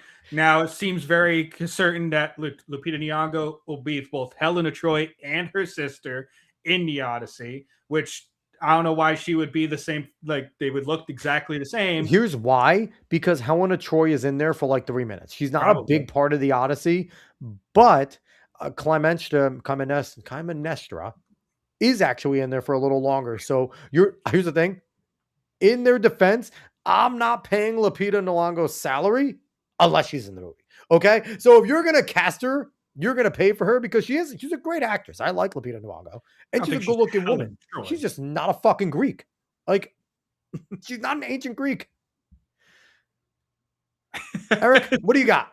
I don't understand any of it at all. I just I'm sitting here trying to process it. Like it's nothing against Lupita Nyong'o. She's wonderful. Yeah. But I would have very much liked to see this done and kept everybody with being Greek. As it would make sense for it to be. Yeah. You're telling me you don't want John Leguizamo in the movie? I don't want John Leguizamo in any movie. I think he was cast in whiteface, which is hilarious. He was in the Super Mario Brothers movie. I'll let that one slide. Listen, Super Mario is a great movie. Okay. Yes, it is. It has nothing to do with Mario, but it's a great movie. You gotta trust the fungus, man. Trust the fucking. I remember that movie was on in rotation Saturday mornings on HBO. There was that one, or Blank Man was another one. Was always, Blank Man. Blank Man was always on Saturday mornings. Blank Man. And it was usually, what was funny is they would put that on, and then right after those fucking movies, they would put Babar on. And it's like, you're going to go from those movies to Babar. Yes. And then you put on Bebe's Kids right after that. Yeah, exactly. Oh, and it was like, but there was like a rotation of just like the not as well-known fucking solid movies, because Blank Man is an amazing movie. I mean, the Wayans, they just make great fucking movies. They need to make Blank Man 2. After Don't Be a Menace 2, you make Blank Man 2. Don't Be a Menace 2 would be so good. We got to see how Scary Movie does, though, because if Scary Movie is good, then I want them to make the rest. If this new Scary Movie is good, I'm fine with it. And it looks like it could be bad because they might go too hard on trying to make fun of everything. But fair. I would at least give them credit for that. What I'm going into that movie, if I go watch it, what I'm expecting, what I'm hoping for best case scenario is that there is some good stuff in there, but a whole bunch of cringy stuff. Like it's because it seems like they're throwing a lot out there. But if there's things that genuinely make me laugh out loud, I'll consider it a success. I mean, the thing is, they were pulling out memes before they were a thing, right? Because that was their whole entire shtick with Scary Movie. It was jokes. Like when they were sitting there and when they were doing the stop action scenes that the Matrix made big in the fucking second one, and she's standing, he takes a bat and just hits her, and she's doing the crouching tiger where she's doing the shift. She's like, "Mad cow, move, motherfucker!" Like, I remember those. Like, it was so good, but it's hard now because everything moves so quickly and memes get tired real fast. So by the time this movie comes out, the things that they're making fun of are over probably. So it's like the air gets taken out. They're making fun of Megan, and Megan kind of flopped with the second one. So that's probably not even going to be a franchise anymore. So it's tough. Yeah. It gets harder and harder. But I think they'll have a good space to nail it. And it looks like they're bringing back like Spaceballs. Yeah. The Spaceballs, the new one. Yeah. And then it's awesome. And the fact that Mel Brooks in his 90s made a great promo. Like, did you see the commercial? It was phenomenal. Amazing. The fact that he could still talk, like he sounds exactly like himself, which is difficult. When you get older, your voice changes. He sounds the same. Hopefully much better than History of the World Part 2. That did not go over as well as I'd hoped. I mean, but I feel like there wasn't as much pomp and circumstance for History of the World Part 2 as they're trying to get for Spaceballs 2 right now. I think, History of the World Part 1 wasn't as well liked. So that's more of a niche, nerdy. Nobody talk. I love History of the World Part 1. It's really good. I do too, but really like you're probably a history guy. I'm a history guy. Yes. Like people who are history guys like that one. But if you were to have people, well, not even top 3, say top 5 Mel Brooks movies. I almost said Mel Blanc. Mel Blanc, right?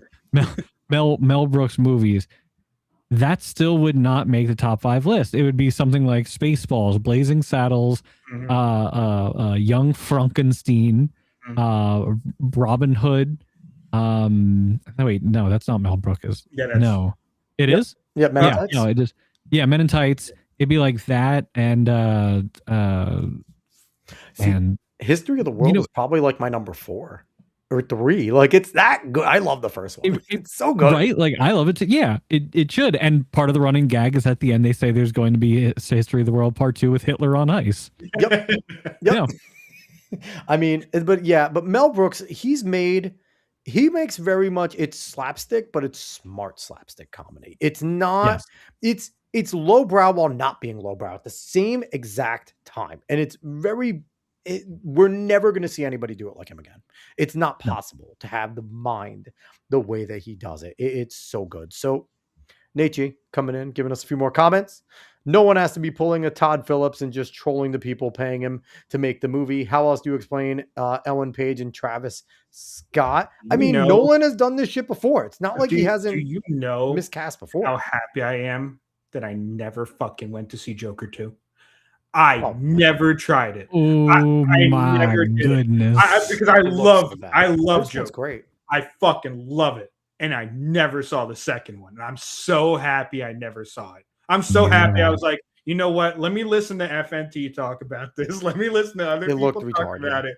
And we talked about it on the show, and we were like, it could be a cool concept, but I can't see how they could execute it well. And lo and behold, they executed it like shit. G, big dog. I can answer your question, by the way. It's The Rock. You're asking about Travis Scott? It's got to be The Rock Johnson. Yeah, because this is a WrestleMania joke. When they just shoehorn Travis Scott into the storyline. What was that, 25? What's crazy is the fact that we find out everyone's so mad at Triple H, right? But the thing is, we found out everything's above Triple H's head when it comes to main events. It's all AI driven by TKO. And here's the thing: the only thing that could save WWE right now, because they are going to go down. If that's what they're doing, if TKO is making decisions, they're fucked. The only thing that could save them is if Vince McMahon successfully gets his shares back, which has been what he's trying to do. If he can get his majority shares back, he might save it, because you know what? It might not be amazing, but it'll be good enough where he might sit there and just go, Paul, fuck off, go back on TV. I'm going to help run it. And Stephanie's back. I know Shane has been behind the scenes a lot lately, trying to do things. We could see a McMahon reunion. Linda's not in the government anymore, so let's fucking go. Funny that you could see where the real turning point was for the possibility of having a new good era of WWE with that Travis Scott shit. Like it was right there, like that Travis Scott walk-in. It wasn't a run-in. I'm walk-in. I'm wearing the shirt so bad, and I hated his final run. I love the shirt because it's a cool shirt, but the final run was terrible. I hated the final run because number one, that whole thing, The Rock abandoning them, he should never be back allowed. And his daughter leaving is fucking great. Fuck off. His daughter sucked too. He shouldn't be back allowed. He should be back allowed to just be like, come on and like, hey, we're going to celebrate you. But no more wrestling, no more doing anything, because he fucked that whole line up. Because him and Travis Scott were supposed to be, here's the thing. If you continued to bring them on and continue to do something, the Travis Scott spot sucked, but he could have redeemed it, right? You could have figured out a way to make it better. The fact that they just went away is miserable. The Rock was fucking gone. He was supposed to be a big part of that storyline still.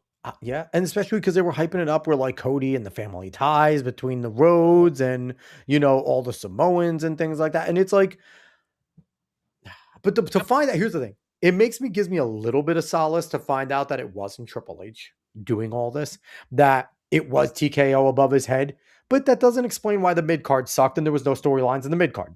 Like the mid-card wasn't good either. So if he's deciding the mid-card, then they can all get fucked. Like, what is going on? It really sucks though, because like now you have Oba. Oba's awesome.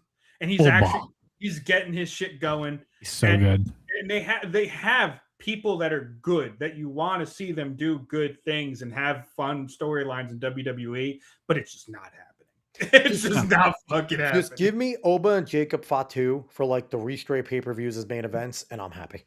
So, hey, you know, it's funny. We're talking about this. The power struggle seems to be Triple H versus The Rock. And that seems to be a power struggle that has been going on for all time. I occasionally hang out on a website, and it's a big wrestling website, and they stream old stuff from YouTube. And they had on a match, and it was a match from, I must have watched it when it was Attitude Era back then too, because I do remember this match, maybe like 8th grade or something for me. It was Triple H versus the British Bulldog.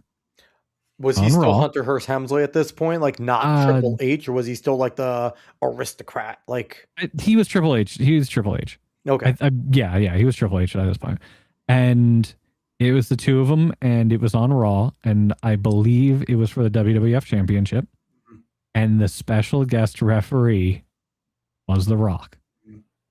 And of course, Triple H and British Bulldog are wrestling their hearts out. They're doing their whole thing. And then God, Davey was Triple such a H, good wrestler. yeah, he really was. So good. Davey Boy Smith was so damn good. What is it? H hits his pedigree. And he goes down for the pin, and then Rock just goes like, he makes fun of it. He like pantomimes a pedigree, and he just starts making fun of him and like sarcastically starts clapping like, that's a great like. And this is freshly when The Rock was broke away from the Nation. Like the Nation was done, and this is when The Rock kind of like, and Farouk was really starting to work with Bradshaw at this point. Like that's when that whole entire shift happened. Yes. And so like he taunts British Bulldog and he taunts a Triple H. And so British Bulldog tries to clock The Rock, and The Rock gets one up on British Bulldog. And then H tries to get one up on The Rock, and then The Rock still gets one up on Triple H too. And I was like, that's almost like a 2v1 handicap match. And The Rock goes over 2v1 on H and British Bulldog. Are you kidding me? And then he stands tall at the end and walks away with a fucking belt. Like this is exactly the same thing as the Travis Scott thing. It's just he rolls in and Triple H is finally the creative head. Yeah.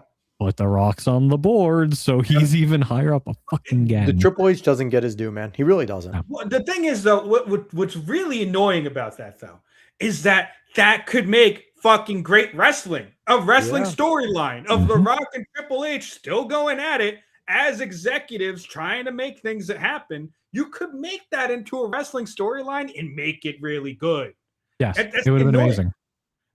I mean, well, the thing is, too, it's like they pulled back the curtain so much. Like we always knew the Clique existed, right? And the Clique has had immense power in wrestling, from WCW to WWE, that whole group of friends for the 90s. And, late 90s, 2000s controlled both sides, right? They really did. The Clique made so many decisions.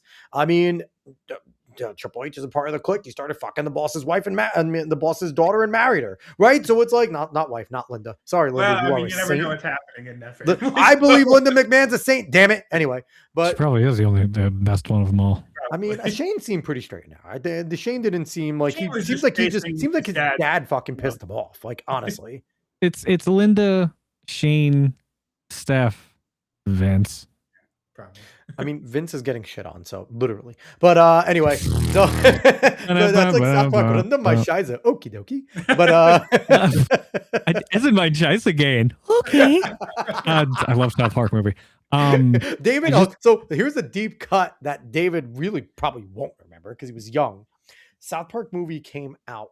God, I was in third grade. I think so. And my mom and dad were always just like, watch what you want. You repeat it out of the house, you do it the wrong way, you'll pay the consequence, period. Like, don't be an idiot. Now, we took that as teach my 3-year-old brother how to sing Uncle Fucker. And David, at 3-4 years old, was walking around going, shut your fucking face, Uncle Fucker. Like, singing it, not knowing what he's saying. And of course, we're just sitting there yakking it up. And my sister's 4 years older. So, like, it was a different time, man. But the South Park movie was so good. I believe I was in 5th grade and I convinced my dad to take me to see it. And about the time Uncle Fucker came on, man, he turned around and he looked at me really hard. Well, kinds of the bitch is a big fat bitch is the biggest bitch in the whole wide world, dude. I was so excited when he said Super Saiyan Kamehameha bitch. I'm like, I like Dragon Ball. Like, oh god, that album. Here's the thing. Trey Parker and Matt Stone have kind of lost the plot lately, but they are two of the greatest creators of all time, because Book of Mormon is also... They have immense talent. Your face hurts. And once the first intermission hits with Book of Mormon, you don't know if you can continue laughing. Like, I do need to go see it again because I have probably missed jokes because of how hard you're laughing. Like, that's great. Basketball is such a gem. People don't remember how good basketball was. Yes. And Team America, to this day, is still the most used thing. I think the most memeable thing is America, fuck yeah. Like, Nobody knows where it comes from, but everybody says it. Like the people says it again. But it's like America, fuck yeah. They made that happen. It We wasn't were a seen thing as the before world they did. police forever. Yeah. Yeah. If you promise me you'll never die, I'll have sex with you. I'll never die. I need to watch that movie again. It was Matt Damon. Matt Fang. Film actor. The Film Actors Guild. That's Yeah, another the one Film that is Actors like, Guild. Yeah. oh God, just the cultural impact that they have had from two guys that everybody wanted. You want to talk about cancel culture? The government went after them. Everybody went after them season 1. They were like Eminem. When Eminem and them were going on at the same time, and they were just targets at both of them. It was an incredible time, man. Ah, man, I miss the censorship wars of the 90s. Mm-hmm. And it was our side. It was your Christian conservatives. Like And Tipper Gore. Yeah. And Tipper Gore. Here's the thing though, when you look at it, it's like, I get it. They were wrong, but maybe they were onto something. Because maybe if they did censor all this shit, we wouldn't be on the left fucking trajectory we went on. Right? Like the boundaries that were pushed in that time. That South Park, I remember one of my favorite episodes is when Cartoon Network allowed them to say shit. And it was huge because you could not say shit. I know the name of the episode is It Hits the Fan. I actually know. And then at the bottom of the show, they have the shitometer. And I think they said shit like 168 times in 30 minutes. Like it was, again, but the envelopes that they pushed really have led to a bunch of shit that we've seen going on. Like, oh yeah. So it's such a weird time, but God, it was such a better time as well. Nate's saying Wayans have been flirting with white chicks too for a decade. Blank Man probably way behind.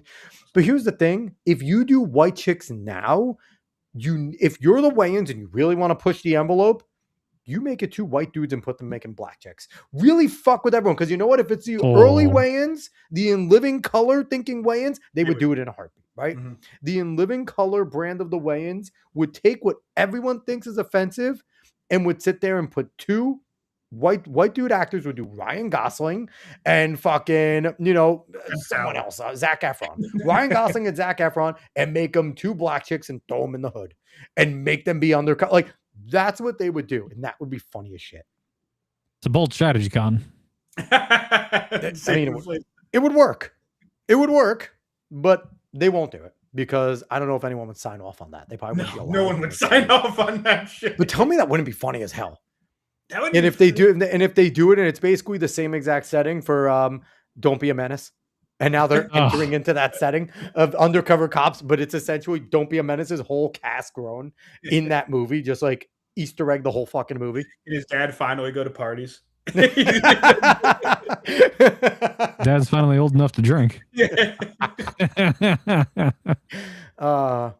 Nate saying laugh a lot. I follow. You're in a wrestling house. Yes, we are all safe here with wrestling. Nate also saying Booker T mentioned Travis Scott couldn't hang. Dude, man, Booker T is just the soothsayer right now of WWE. Like he is. I'm happy that Booker T is getting his flowers. Booker T is awesome. I need him back on the main roster. And it's nothing against Trick because I love Trick and Trick is going to go places without Book. But it's just not quite the same without Book going. No. Yeah. Yeah. All right now. That's that boy. That's that.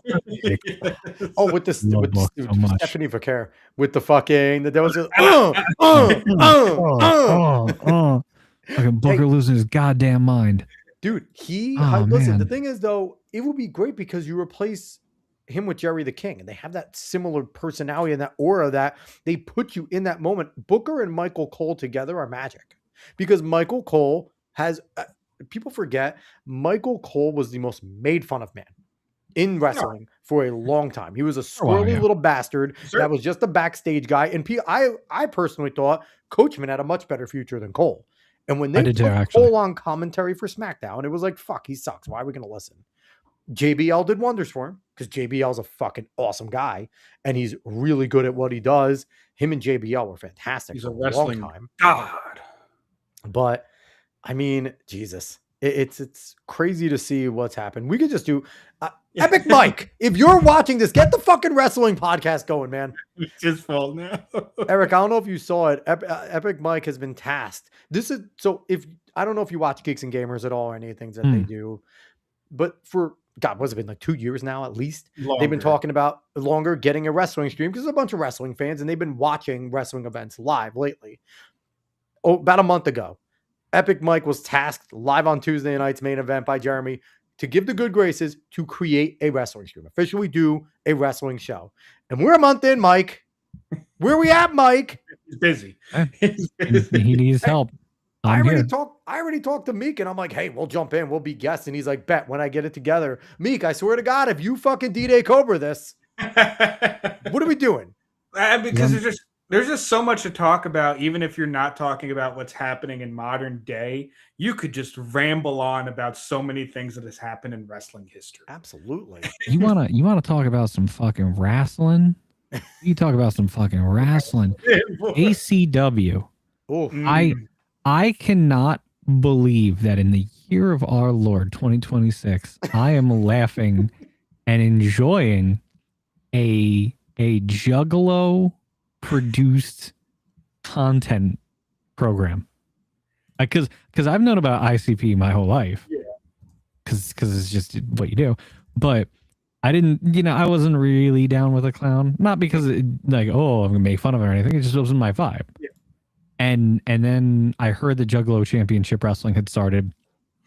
And I watched a little bit of it and I didn't really get into it. And then I want to say probably maybe 6, 7, 8 weeks ago now, they brought on Vince Russo. Oh shit. I think I did see something about that. Vince of WCW and early Attitude WWE, like the writing fame. Yeah. They brought Vince Russo on, and God help me, because I think Vince Russo just is hilarious. Like I had to watch just to see what it was like, and it gotta be really fucking good. It's not just clowns, which thank God for that. Not that I'm like scared of clowns. It's just like okay, I get it. Yeah, but they're okay. The JCW world champion is a guy named Cocaine. Oh, I love Cocaine. You know Cocaine? Cocaine. You know he's okay. He's JCW champion. I didn't realize he was JCW. And okay, so for everybody listening, like I'll just help everybody out here because you hear cocaine, you probably think like the drug, and you're right, but you're wrong, but you're right. So Cocaine he's actually kind of a lanky dude, and he's not as tall as Kane, but it's spelled Cokane, like Kane the wrestler too. And there is some crossover with him. So Cocaine, like he comes out there and he does some moves. He's pretty good. He's pretty clean. He doesn't talk, just like the old Kane didn't talk for a time. And his finishing move is he pulls out a little thing of cocaine. He rubs it all over his face and he snorts the air and everything like that. He gets all coked up, and then he does the Coke Slam. And he does a super powered choke slam. It's the Coke Slam, and he pins you for the 1, 2, 3. And that is the Juggalo Championship Wrestling champ. It is the greatest fucking thing. And like I said, Vince Russo's involved, and he's just got some ridiculous angles with this guy Big Vito, and Violent J is just over the top screaming all the time. It's a wonderful product. Please go watch it. At least the past couple episodes have been just a delight. Bring back ICP. Like Eminem murdered them for like 20 years, and here they are coming back. I didn't realize cocaine wrestling. And the thing is, all like the variations of Kane on the Indies are my favorite thing in the fucking world. It wasn't Blue Kane the first one, right? Blue Kane, I think, was the first one. Alternate. But like, I always knew that fucking ICP were huge wrestling guys. Like, yeah. So it makes sense though that they can actually put on a good product at some point. Like even if they fucking falter into it, they like it enough that they know something. I would love for them to call up WWE and be like, listen, just for one night, can you just let us take Jeff Hardy from TNA and let us get Demon Finn? Because it matches. They have paint on their face. And just like Chiva can get Sting and just be like, they took the Juggalo wannabes. Do the Juggalo wannabes triple threat. Like, fuck with them. I mean, there is Danhausen. Danhausen would be a hilarious fit for Juggalo Championship Wrestling. Danhausen bringing fucking Finley back. Oh my god, incredible! Like but the thing is, I do enjoy that WWE is experimenting with this and kind of bringing back the weird gimmick of Danhausen because it's showing this can still work in wrestling. We still like our stupid gimmicks; they are fun. Like I like Dink and Doink in the friggin' 90s. Like that was great. Dink and Doink, dude. Dink and Doink were awesome, and they had the midget division. Can we get that back? We kind of did the other day on Backlash. We did. We did mini. I was just say I was disappointed it wasn't like Ova or something come out there and just absolutely squash Kit and the Miz. But you know what? I'll take the Midgethausen core. That was great. That was something. Well, that's the thing. Like, you know, the goofiness. Honestly, the goofiness is what WWE does best right now. Everything else is not as good as it should be. It's the goofiness that they're good with. And honestly, it's just too corporate. And it's not even like with a fucking corporate angle. It's just too corporate. So there's not as many matches. And even with the storylines aren't good enough to hold you up. So you're going to start sinking. The best wrestling products right now, aside from JCW, of course. TNA has been doing really well. Yeah. Especially a lot of the folks who have left NXT and WWE and have gone down to TNA. I mean, Matt Hardy coming back and with the fucking delete the other night was he's broken again. It was awesome to see fucking Jeff Hardy wrestling, and all of a sudden the lights go out and Jeff Hardy's up there and wins it with the Swanton. Like that was a great classic scene, right? It was a very classic wrestling move. Yes. So TNA is doing really well right now. Raw this week was actually really good. Raw's been good. SmackDown is the worst wrestling in the country. It's worse than the indies.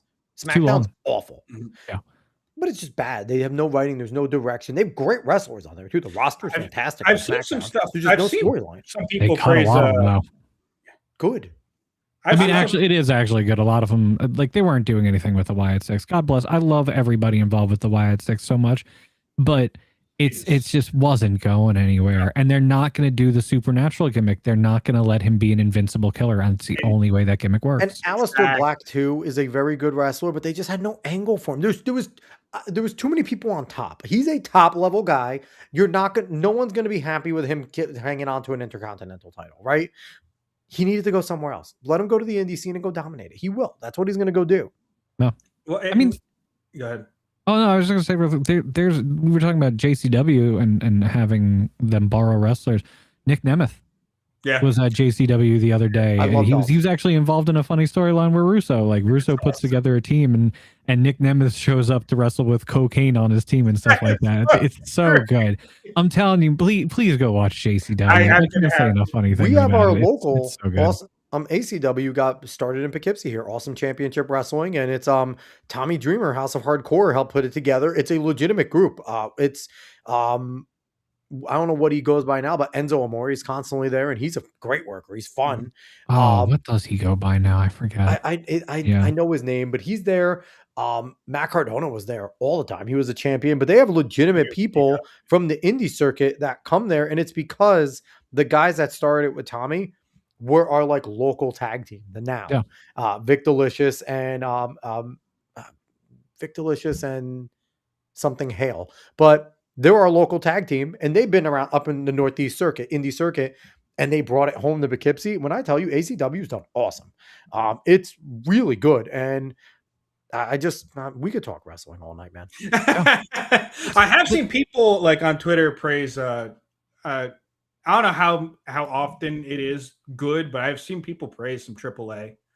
AAA. It's good lucha wrestling. It's just good lucha wrestling. Yep. Yes. I mean, people love the real Grande Americano versus the original Grande Ludwig needs to win. Ludwig needs to win. He's so good there. He will win.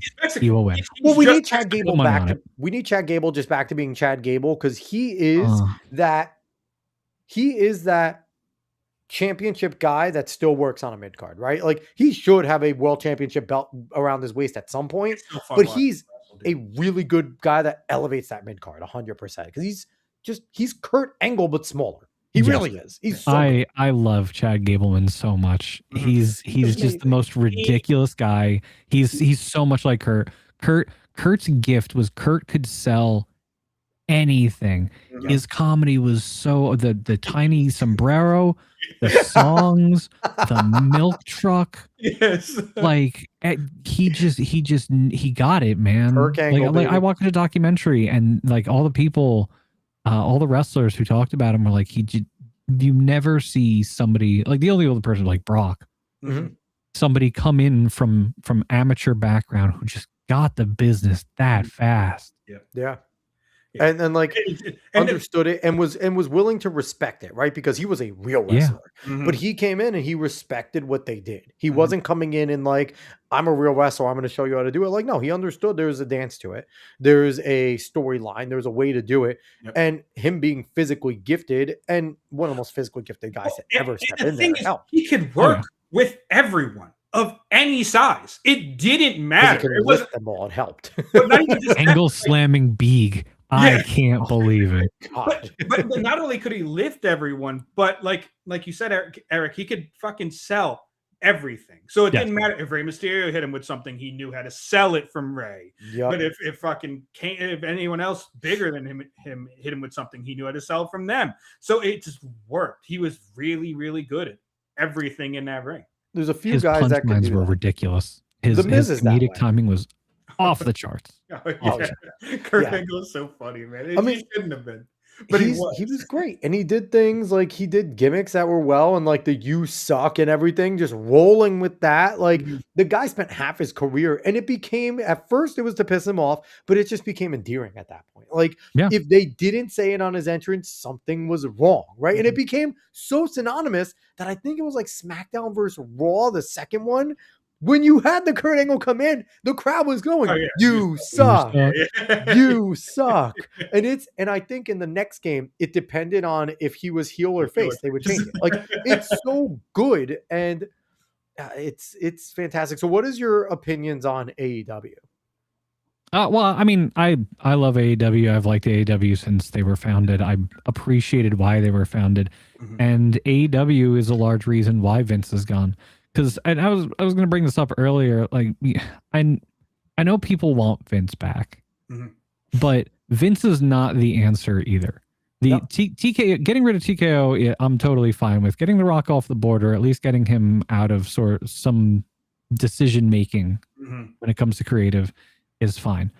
But Vince, circa 2019, I don't know if like how easy it would be to find. But there's a supercut that somebody made, I think it's about 2.5, 3 minutes. I don't know if I might have retweeted it a couple weeks ago, but that was the year where, and this is the easiest one to remember, where they had Bray versus Seth Rollins in Hell in a Cell. Yep. What a goddamn train wreck. Shit show. They and that's two of your better workers, and it was a shit show because I get that might be Seth Rollins' only bad match in his career. I don't want to go that far, but that's not to knock Seth either. I don't know his entire body of work to be 100%. Maybe WWE. I would say it's definitely bottom 3 because and it's all predicated on that finish. Two things. That finish, having a disqualification finish in a Hell in a Cell match is the most offensive thing I've ever seen in my entire fucking life. You had Kane rip a fucking door off and chokeslam someone, and then that wasn't a DQ. Well, because you can't have a fucking DQ in a Hell in a Cell. I know. I'm sitting there and watching this. And then the other thing was, if you remember, that match was bathed in red light. Yes. And it was actually two purposes. I don't know if everybody remembers the two purposes. The one purpose, of course, it being Hell in a Cell, and they tried to be thematic with it. Yeah. The other purpose, and I only remembered this because I watched a SummerSlam match, Undertaker versus Brock at SummerSlam. That 2019 run was towards the tail end of when WWE was still trying to PG at all costs everything. Yep. And so the prevailing idea was, if we bathe the entire arena in red light, if there's blood in the match, nobody will be able to tell. It's Because so what they did with HD cameras, right? what they did with Undertaker Brock is when there was blood in that match and they couldn't stop Taker and Brock from blading in that match. No, they could not. Fuck no. They instead made the entire thing black and white. You can go back and watch it. You can go back and watch it. So cool. And the only thing is, and I think wrestling fans need to realize this, right? We complain because the product is shit right now at WWE. But can WWE survive on its own? The only reason it went in there is because they couldn't monetarily. Everywhere they have gone with a TV contract, they have failed. Even when it's good, even when we were liking the stories, there hasn't been enough revenue. They haven't been able to keep their own thing going with the WWE app and, getting your memberships. That's failed twice now. And everywhere that they've gone, they have been kicked out of lately because they aren't making the money that they need to. So even if Vince comes in, it's going to die. It might die quicker if Vince comes back and takes it away from TKO. So the unfortunate part is WWE needs TKO's money and backing right now because they are losing every single year, and it's sad. It does, but they're losing because the nature of the business has changed. Yeah, drastically. Because back in the day, we used to do everything off of ratings. Mm-hmm. And if the ratings were a 1.7 or a 2.5 or a 3 something, they used to be ridiculous back in the day. 3 million people watching. Yeah. That was huge numbers. Mm-hmm. But like Conan O'Brien said, when he was on Hot Ones and he realized late night was in trouble, he was like, I'm here and I'm eating spicy chicken, and you have me, Conan O'Brien, talking to a gentleman. I personally do not even know the name of the guy who hosts Hot Ones. Nope. I know Hot Ones, and I know famous people's names who are on Hot Ones. Mm-hmm. And Conan O'Brien had those Hot Ones, and he was like, oh no, late night's in trouble. Because it's the same problem with wrestling. If you have 1.7 million people watching live and a couple other people watching after the fact, maybe a couple million watching after the fact, you're doing as well as a Hot Ones episode. And a Hot Ones episode is doing everything that you're like, getting all those views and all that advertising for like 1/200th of the cost. Yeah. That's and true. so then, and I thought about that and I was like, okay, well then where does the revenue come from? The revenue comes from merchandising, where the real money from the movie is made. Mm-hmm. And which is why they merchandise Cena's last run so hard. You notice he had a different shirt every time. Every city. I mean, the designs were really good though. Which is I loved all of it. Again, the run sucked. The merch was really good. Which is also why they love Danhausen right now. Because his merch is great. He far and away sells the most merch by far. Yeah. And God bless him. I love Danhausen. He's so funny. He deserves all the success in the world. Exactly. Yeah. But the other thing to consider was there's merch. Oh wow, I had another one. Wow, merch, I'm just ratings, and one more. Oh man, it's gonna elude me now. You know what's gonna happen? We're gonna get done with the show, and we're gonna go out, and you're like, "That's what it was, damn it!" Well, I think, but you also gotta think like WWE is such an institution now. They're so big. They have all of these training things and all that. They pay for so many people who aren't even wrestling on TV in any fucking manner. They're paying them. Their other revenue stream has to be from, and what was everybody complaining about is too expensive? Ticket sales. Yep. They need to bring that down. But also, but they can't afford to if they lose the TKO money. Yeah. Agreed. Or if that gets cut back. Yeah.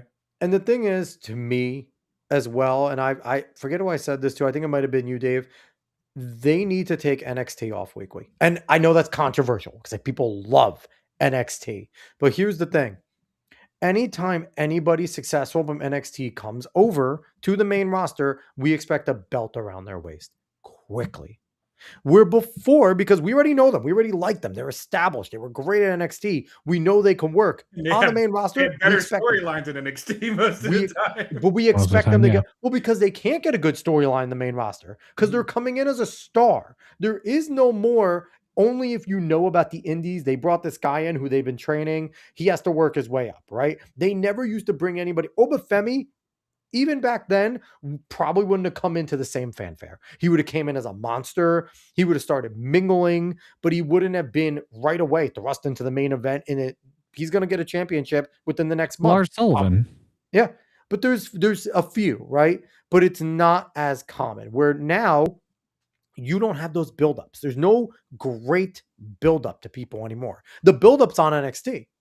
And then when they get to the main roster, we expect it, but there are a lot of really good top end talent at WWE. That's also the problem right now. There's too many championship level guys, not enough good writers, and not enough belts to go around right now. And you bring in more from NXT, it just makes it so much more difficult. Not enough belts to go around. Go talk to AEW, which has 37 men's belts. Keep them coming. My God, everybody wants a belt. They only have 3 hours of programming a week, and people are getting worried about what AEW is going to be doing in the future too, because they don't know who's going to sign with them. Yeah. Going forwards, it's rough because AEW. It's interesting because AEW to me. I've gotten so used to the slow storytelling style of WWE that when you first put on AEW, it's a little shocking because they're moving. It's old school type of wrestling. Yeah, it's, linking together and things like that. It's great. And I love guys like Orange Cassidy. I love guys like, a lot of the wrestlers they have there, I am a big fan of.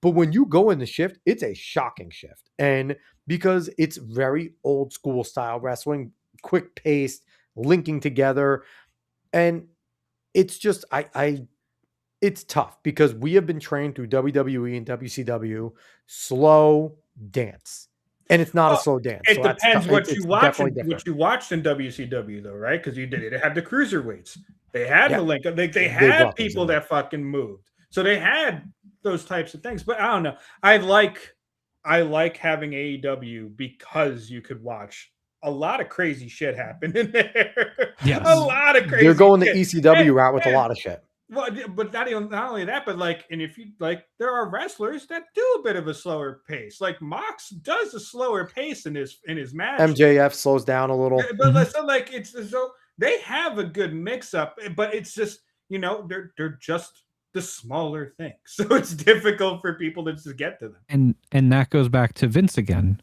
Because part of what AEW started from was the outgrowth of people being sick of what WWE was in 2018 and 2019. And what AEW or what WWE was in 2018 and 2019 was every finish was predictable. Every pay-per-view was boring. Every storyline was the same. Every storyline was the same. Every and I mean this one I mean is with all of my chest. Every match ended in a DQ. Yep. It was bad. Every match. Because they didn't want anyone to take a loss. They didn't want to and that's one thing that's cool about AEW too, keeping the win-loss records official. Like you can go on the website. That was fun for a while, yeah. And you could see the win-loss. Obviously, it's going to lose its luster when the guys are wrestling 100 matches, right? Like it's not but that is a cool aspect of it. Well, I mean, if you just and also Tony Khan wanted to be in a video game. That's the other reason why AEW is great. But you also just look at it though, and because I'm actually gonna go. I forgot what the pay-per-view is this month, but I'm gonna go see AEW the pay-per-view this month. Is it Forbidden Door? I gotta look. They gotta bring back WWE's best one that they ever made, Forcible Entry. Who the fuck thought of that name? Oh boy, Forcible Entry was the name. It's Double or Nothing. Oh my God. Double or was Nothing. on his intern kick at that point. I thought you were gonna say Eat Balls. No, Forcible Entry. I can't remember. Like when I was young and I saw that, I'm like, whoa. Forcible Entry. That was the name of the fucking pay-per-view. Forcible Entry. So the Miz's house, since everybody breaks in there. Randy Orton's house. Yeah. Oh, how many? I was just thinking of what Vince was doing to the interns that are fucking suing him now. Ooh, bump, dumb. One of the things with AEW right now that WWE really doesn't have much of is a fucking tag team division that's interesting. Like AEW got rid of half of them. Has interesting tag team stuff going on. WWE does not have that. They brought in Motor City Machine Guns. Had Motor City Machine Guns win the night they showed up. Yep. Had them do 2 weeks of shit, then benched them. Yes. And cut them after a year. That's insane. What the Actual fuck. And Motor City Machine Guns is great, but also what WWE is unwilling to do, and I don't know if it's their roster, whenever the tag team division needed a boost, what did they do? They took 2 superstars, big time names, and made them a tag team, right? And Well, let them don't run worry, roughshod. Alex. They got it covered. They have Damian Priest and R-Truth doing that. Well, I Is he- mean, did they name themselves True Priest? I can't remember. It should be True Priest. in Damian Priest's defense, he had a really good run with Bad Bunny. Yeah. Damian No, Priest is fantastic. He's he- another he made casualty of Bad too Bunny much look really top good. level talent. Yeah, well, but supposedly they said he might be stepping back a little bit, at least from being like tippity top level, because he was dealing with some like light injury stuff. So he wanted to move down on the card a little bit. His so he could choke have a slam little is bit of also shit. I'm happy Obafemi doesn't do Yeah. a lame choke slam. The fact that Damian Priest does the fall down choke slam, which the Big Show abandoned because it looked like shit. I mean, I hate that. You're a big, strong dude. Fucking slam them down. Do not fall with them. Like, I hate. And he uses the old school, which he does so well. Damian Priest is old school. It reminds me of young Undertaker with the purple gloves. Like, it is really good the way he does it. But, I mean, I hate that finisher. I hate it. Just take the tombstone instead. Tell everyone to fuck off. I'm going to use the tombstone. Damian Priest doing the tombstone would make sense. It would be or just do a bunch of cocaine. Yeah, just get your baggie out. Go insane. I love cocaine, man. I'll clip that one. Caveat, Nate, get on it. Clip that one.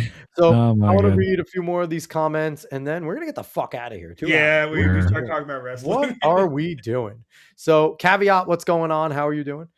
Caveat saying, didn't Rhodes shout out Zelda Twilight Princess? I don't know, but if he did, He that's did. I think awesome. it was wild. Cody, yeah. That's hey, listen, you find out about people and God, they're fucking gamers. Oh, I will say, New Day leaving sucks, but also they had no place on the roster right now. And they abused Kofi, gave him the title to fucking rip it off of him. Hold on. I won't go too far into this. And Paige came back and Xavier left, which is hilarious. Yeah. That's But- very hilarious. Yeah. How yeah. coincidental that is. Yeah. Mhm. But that turn for the New Day, that heel turn for the New Day was good. Yes. That was good. And made you sense. fumbled that fucking completely. How do you do that? The thing is, New Day was so over that even as a heel, they were the most popular tag team. They could have been. They could have been again. But they just decided not to do anything with the I'm heel turn. so excited for the Usos to get the tag team championship again because, you know, we got to keep a belt around Jay's waist, even though he's probably on level with Nia Jax as a talented wrestler. Anyway. What? It's just me, Oos. Day one ish. Day one is H. Oh, that will always be one of my favorite bits. Day one is H. And the That thing was is, that too, was it's like- Fandango and Tyler Breeze when they had their detective bit. It's so So annoying good. because Yeet was so over and I liked it. I enjoyed the whole thing, but he can't wrestle. I don't care how Not over you very are. well, no. You can't keep doing super kicks, Samoan drops, frog splashes, and spears. You're only 4 fucking moves. The dude Yeah, can't you even need at do a least good arm 5. drag. Ask Tina. Yeah.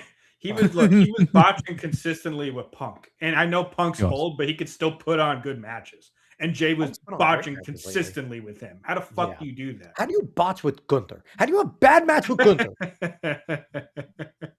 Gunther's as Gunther, old man. school and as good of a worker as you're going to find in any generation. He fit in every single generation of wrestling. And you can't, they let you submit the man and you did it terribly. Anyway, a few more comments. Did Hack catch the MLW Battle Royale with Festus? Did you catch that? I don't think so. I don't. MLW I don't watch as much, but probably should. But what is it? I watch JCW, You AEW, can only watch NXT, so much time in a day. I know WWE. And I mean, big shout outs to like Brian Alvarez and the Wrestling Observer guys. I listen to that too. Although Meltz can sometimes be a little Meltz- off base with some of Dave the Meltz things is that he's saying. So He doesn't believe half the shit he says. I really don't. I think he's become Skip Bayless of professional wrestling. He just says things because he knows it will get people going. oh yeah, That's all he is. I don't Yeah. pay attention to him. Nate G saying Chad Gable is the man. Yes, he is. that's correct. Also saying Kurt Angle is the GOAT, best American Olympian ever to live. I will deny that, considering I'm a trackie. So we can argue that one day. Kurt Angle was 210 pounds, won the heavyweight gold medal because he liked to eat pizza with a broken friggin' neck. Yeah. And I was also watching something, and he was wrestling when he wrestled Brock. I don't think it was at WrestleMania. It might have been at SummerSlam when Brock, he visually put Brock over, put the belt, around Brock. He beat him because Kurt needed to go get neck surgery. He wrestled Brock with the broken neck, and that was the botched shooting star press. When Brock basically broke his fucking neck that day too. Yes. He was knocked out, and I was watching a documentary, and Kurt said, I was probably a little too far, and he landed on his head. He goes, Brock Lesnar was knocked out. He goes, and I go and I cover him, and as I'm covering, I'm going, Brock, wake up. Brock, you got to wake up and kick out. You got to kick out. He's like, and then he kicked out, and he's like, he stood there, and he's like, what do I do? And he's like, hit me with an F5. Like, he's like, and I'm sitting there going, I need neck surgery. He's like, and now Brock's gonna need neck surgery. He's like, and he better kick out because there's no way I can wrestle anymore. My neck is killing me. Like this, I will say the one good thing about all the interviews, the snippets that you get out of these interviews from a lot of these, crazy. Chris Van Vliet is really good. He gets a lot of really good ones.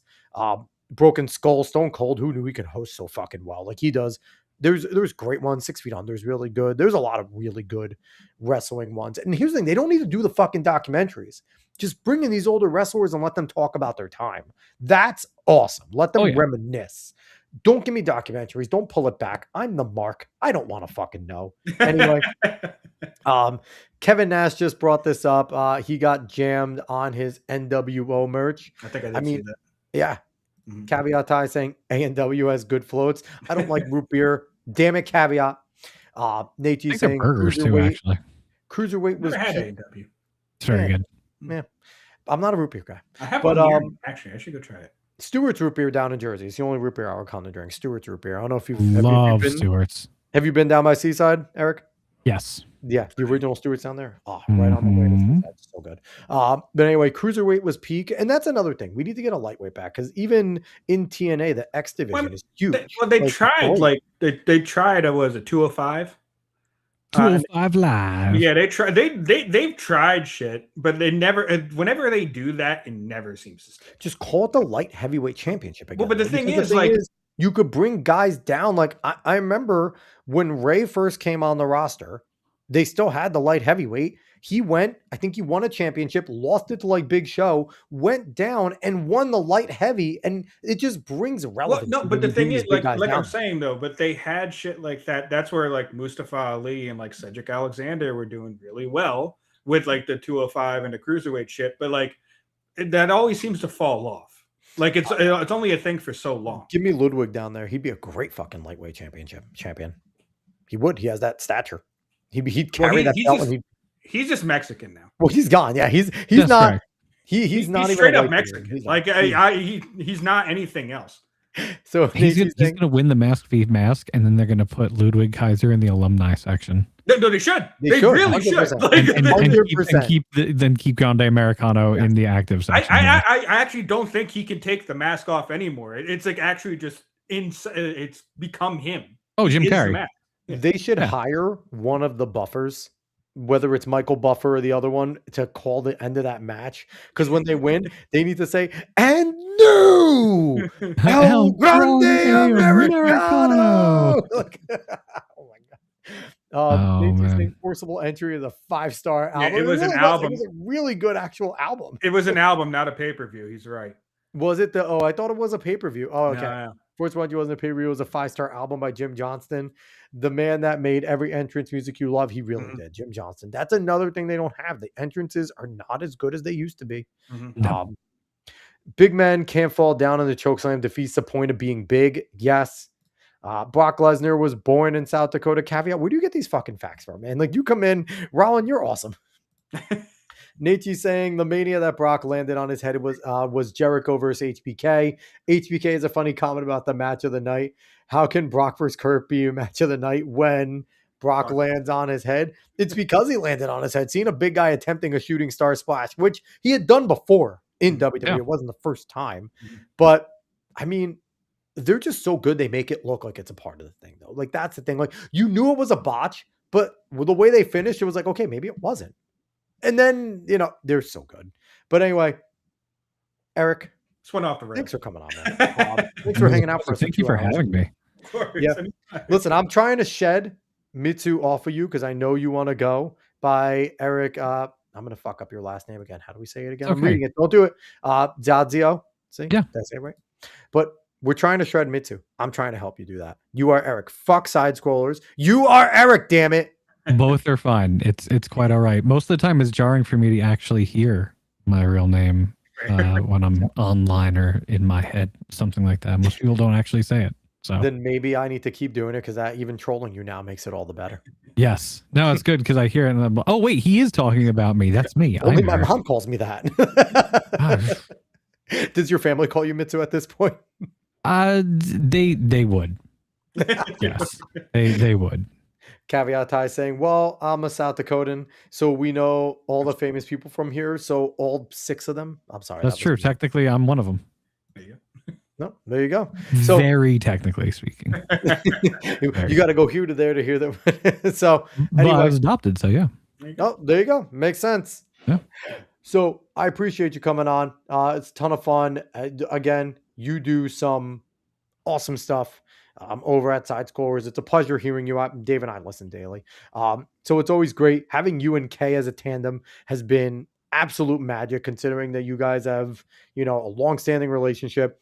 And just, I wonder who Kay is going to argue with next. She already need fucking blabs in her non-nuts in her groin during one of the houses. She argued with you, and everyone thought your friendship ended. She argued that with was shocking last time. Is she going to argue with Craig this time? Who is Kami K going to go after this time? That is the real question.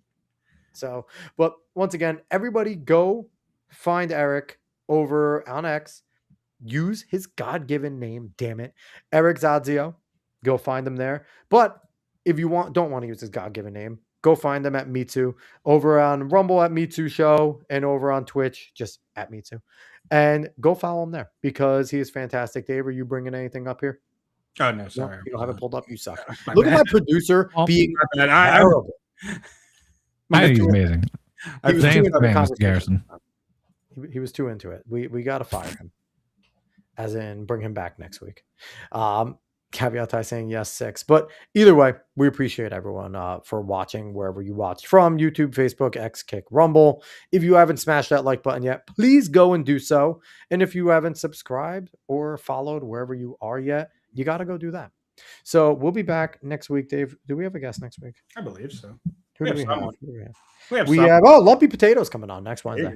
So excited to talk to Lumpy Potato. He's one of the OG Rumble guys, so big on there. And we have to see how we can get into the Rumble Creator Program because we need to be better about that because we fucking suck about that. But anyway, everyone, thank you so much for watching. We appreciate it. We will be back. Bye, y'all. See you.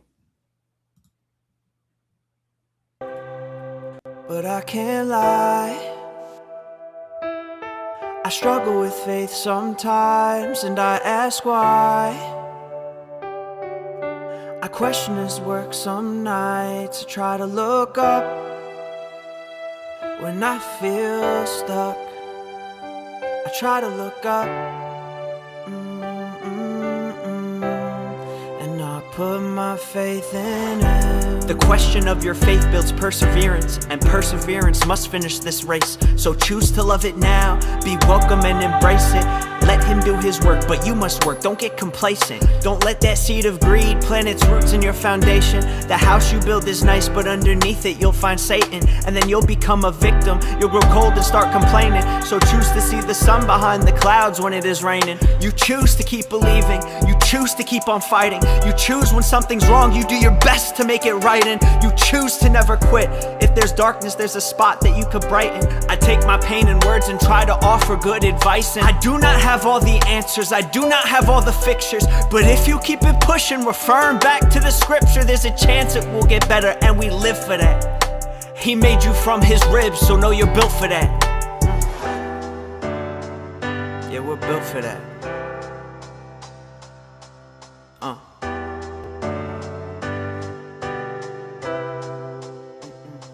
But I can't lie, I struggle with faith sometimes, and I ask why. I question his work some nights. I try to look up